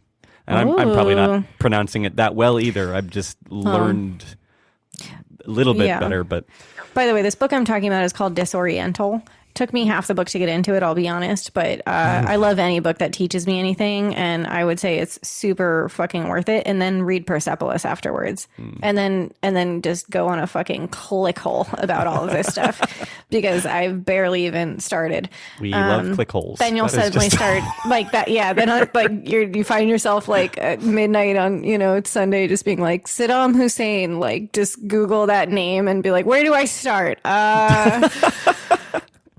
There was actually, I will say one more thing which cracks me up from no, it wasn't Persepolis, it was Disoriental, where she talks about, so the other interesting fact is that this character, it turns out that she's a lesbian and I feel like that was giving something away. Whatever. It makes it more interesting. And also it was probably more obvious and I was like really dumb to that fact for a while. But the reason that's more interesting than maybe, like it might be here is obviously that it's like punishable by death, or at least was. I don't know if it still is there. And just like all of, I mean, sorry, I'm like stumbling over my words now because suddenly I feel like self-conscious about describing. I'm like, it's probably the same. Anyways, blah, blah, blah. So so the reason it matters is like she's meeting her girlfriend. I didn't need to go into the fact that she was lesbian now that I think of it. You called it out. Well, the reason I call it out is because it is actually it's like very meaningful in this story in terms of her relationship with her family and her fear and her like disobedience with her family and how she ends up like escaping as a teenager. Yeah, exactly. Anyways, all that to fucking say, sorry everyone, I suck. That we don't do that anymore. Starting to dwindle. Yeah. That she was meeting her girlfriend's parents and they were like, oh, like, asking her all these questions. And they're like, well, what is it like? What do you think of Saddam Hussein? And she was like, I wouldn't know because I'm from Iran. And just the only time in the book, like it's a very intense book. The only time I fucking laughed out loud. I'm like, that is classic. God, cracks me up. Anyways, where were we? Okay, so what are you gonna do next, Jay? Post Reality Quest. I don't know. I think that's the whole point. I think the whole reason that we're finishing after this, or at least we're closing out this season, and we're not sure if we're going to do another one. We're just leaving that open because me personally, and we both talked on this so many times, I think we need space from it to reassess and explore the next things. Yeah, totally. Time and space. Time and space. Space and time from Reality Quest. And we're starting a band. Yes, that's going to be the next deal. Yeah. No, I'm with you. And I also feel like I'm totally leaning into the space and time and quiet of quarantine. Like I feel fortunate that I can without, being worried about certain things that I know a lot of people, whether it's health or just like money or whatever. Yeah. Like some people are having to take space and time that they never wanted. For sure. But I have felt like it's crazy actually how much we don't take space and time and how much quiet we don't give ourselves until it's forced upon us. Yeah. And now I'm really feeling like I just want more of it to think through life and a lot of these things. It's incredibly valuable. Yeah. All the introverts of the world, I think, are feeling very they're vindicated. Like, yeah, dude. I know. Mike's living his best life here because he's an introvert and like I make him do stuff like just go out or have people over or whatever all the time. And like now I feel like life after quarantine is going to be a whole fucking thing because it's going to be like we can't go back to what we once were. Like he's gotten a dose of what life could be like where we weren't always being extroverts, and so have I. And so now I don't know what life is going to look like. It's also kind of weird not more having balanced. Yeah. Like, it's weird not having... You can get distracted by feeling like you need to always have other people around and always fill your time with social activity. Yeah. That brings up a question. Like, Wait, you mean another 3-hour conversation? Yeah, here we go. No, it's just like I find that I have trouble just being like, I need space. Do you know what I mean? Like, I don't want to hang out tonight. I don't want to talk on the phone. I don't want, like, I always have to feel like I have an excuse, meaning like it's justified somehow. Yeah, like it's justified. Like somebody asked me to do a video call this week and I'm just like, oh God, like another one. I can't fucking stand it. And I feel like on Zoom now. yeah. And it's just like, all I want to do is be like, you know what? No, actually what I'd rather do is literally anything else. I'd actually rather sit on my couch and stare into space and into the void than stare at your face on a call for another minute. But it feels like everyone makes that joke of like, oh yeah, of course I can because I have nothing else to do right now. And it's like, I have everything else to do. I just want to read or just like give myself open time. And even this week in particular, I happen to have something going on every single night. And I'm just like, God damn, how did quarantine turn into the same fucking thing that life used to be? And why do I always need an excuse? Why can't I just like, what is the word or the phrase I should use? They just be like, fucking no. Don't fill your time. Give yourself space. Yeah. But like, how do I say that to someone? It's like, just, no, I can't. I guess I just say, no, I can't make it. No, I've been trying to intentionally get better at this the last year or so. And it's literally just come down to, I'm just straightforward about it. I'm like, yeah, I need to take some time for myself. I don't feel like being social right now. So I'm just going to be honest with you and tell you. We need a phrase for this, though. It's like we need a little like, so it doesn't sound dramatic. You don't want to say like, I need space, because that person's going to be like, right. And you're like, dude, are we breaking up? Are we having a friend breakup? Are we done? Is this the end? You don't like me anymore? It's like what you need to, it's like there needs to be just like a me time. Like I think what it's going to turn into is it's going to be called something like quarantine time. Like I need to quarantine myself. I need some quarantine.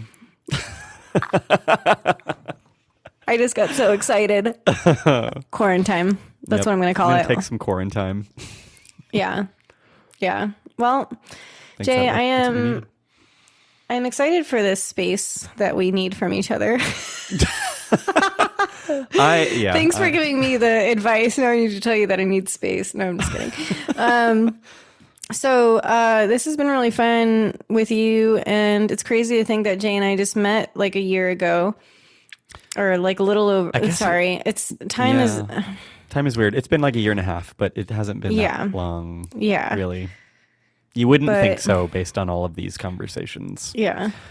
This has been a fun adventure, though, and I'm excited to see what we do next. And who knows, like you said, maybe we'll be back someday. It's kind of cool that we have this. So now we can just like decide, be like, you know what? I want to talk about this subject. We can just pop on and be like, what's up? We can do it again. We're back for one. Back for Omnibus. Or Thoughts on Thoughts, or Ramble Pie. I think that was Ramble Pie. Ramble Pie, by the way, I mentioned that at the beginning, and that was Jay and I's, that's our alter ego podcast.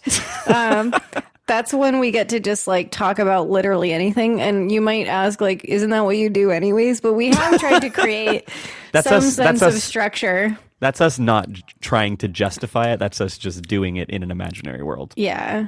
Ramble Pie. So if we ever make Ramble Pie, you know what to expect. Right. That name was born off of us listening to ourselves, having to edit the podcast, and listening to ourselves ramble and fill space with words, and just being like, we would describe it to each other as, oh, I or you went into a ramble pie. So you were just spewing ramble pie there. Yeah. So I feel like our subline or whatever would be ramble pie podcast, fill space with words. Oh, yes. Coming soon, along with our band. I feel like we should make some sort of promise that, like, whatever we do, if we ever come back on the podcast, we should have a song to share. We should. We should do something that actually has words this time, or the next time, if there is one. Yeah. Yeah, I think that would be a good commitment, you know? Yeah. In a hypothetical world where that happens. In a hypothetical world, yeah. A hypothetical commitment. But just look for our band. What was our band name again? I already forget. Shit. I have no idea. We'll have to review the recording later. I Shit. think we're just buying Anyways, time with everybody now. So all right. Well, you guys, I know. I don't, it's like when I'm finishing a book and I don't want it to end, I let the Yeah. last few pages I just take 3 months to read them. Don't worry, I won't stay on here for 3 months. what we can do is we can still point to where these things are. So if you made it this far in the podcast, you made it all the way to the end. Wait, are we going to do our outro? Yeah. I figured this would be the outro. We got to give space for the music. Oh, okay. Here we go. Outro, cue outro music. All right. 1, 2, 3.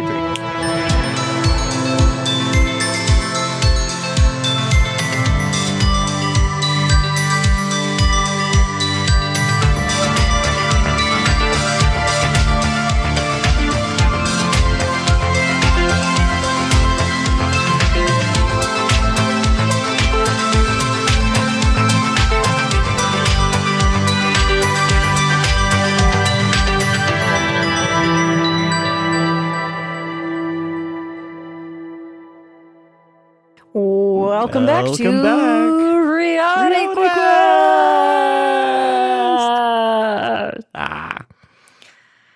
So glad that you All right. followed along with us on that journey. Honestly, I have nothing to say. Yep. So thanks you guys for listening to us and for supporting us so far. Again, please share feedback, thoughts with us. I don't think we've Thoughts still on received, thoughts. emails, Instagram. We love to hear it. And we'll be around even if we're not recording. So We're not you dead. guys know where to find us. We'll still be kicking, and Yeah. I don't know. Keep an eye out for whatever we decide to do next, Yeah. because who knows what that will be. Yep. We need some time, but And like we said, there will be a bonus episode available for more thoughts on thoughts around VR porn and intimacy and all that jazz. that is a long, juicy conversation. Too, Yes. So Juicy is an forward to interesting way to juicy. describe it. That was a I don't know. juicy conversation. It was very moist. Oh, God. That's how we're going to end this? Oh, yeah. I guess that's it. Well, God. All right, you guys. There's All no right. easy way to say goodbye. So I guess this is it. We love you. So long, everybody. And Jay, thanks. this has been super fun. It totally has. All Thanks for right. listening, everybody. Thank you. Bye.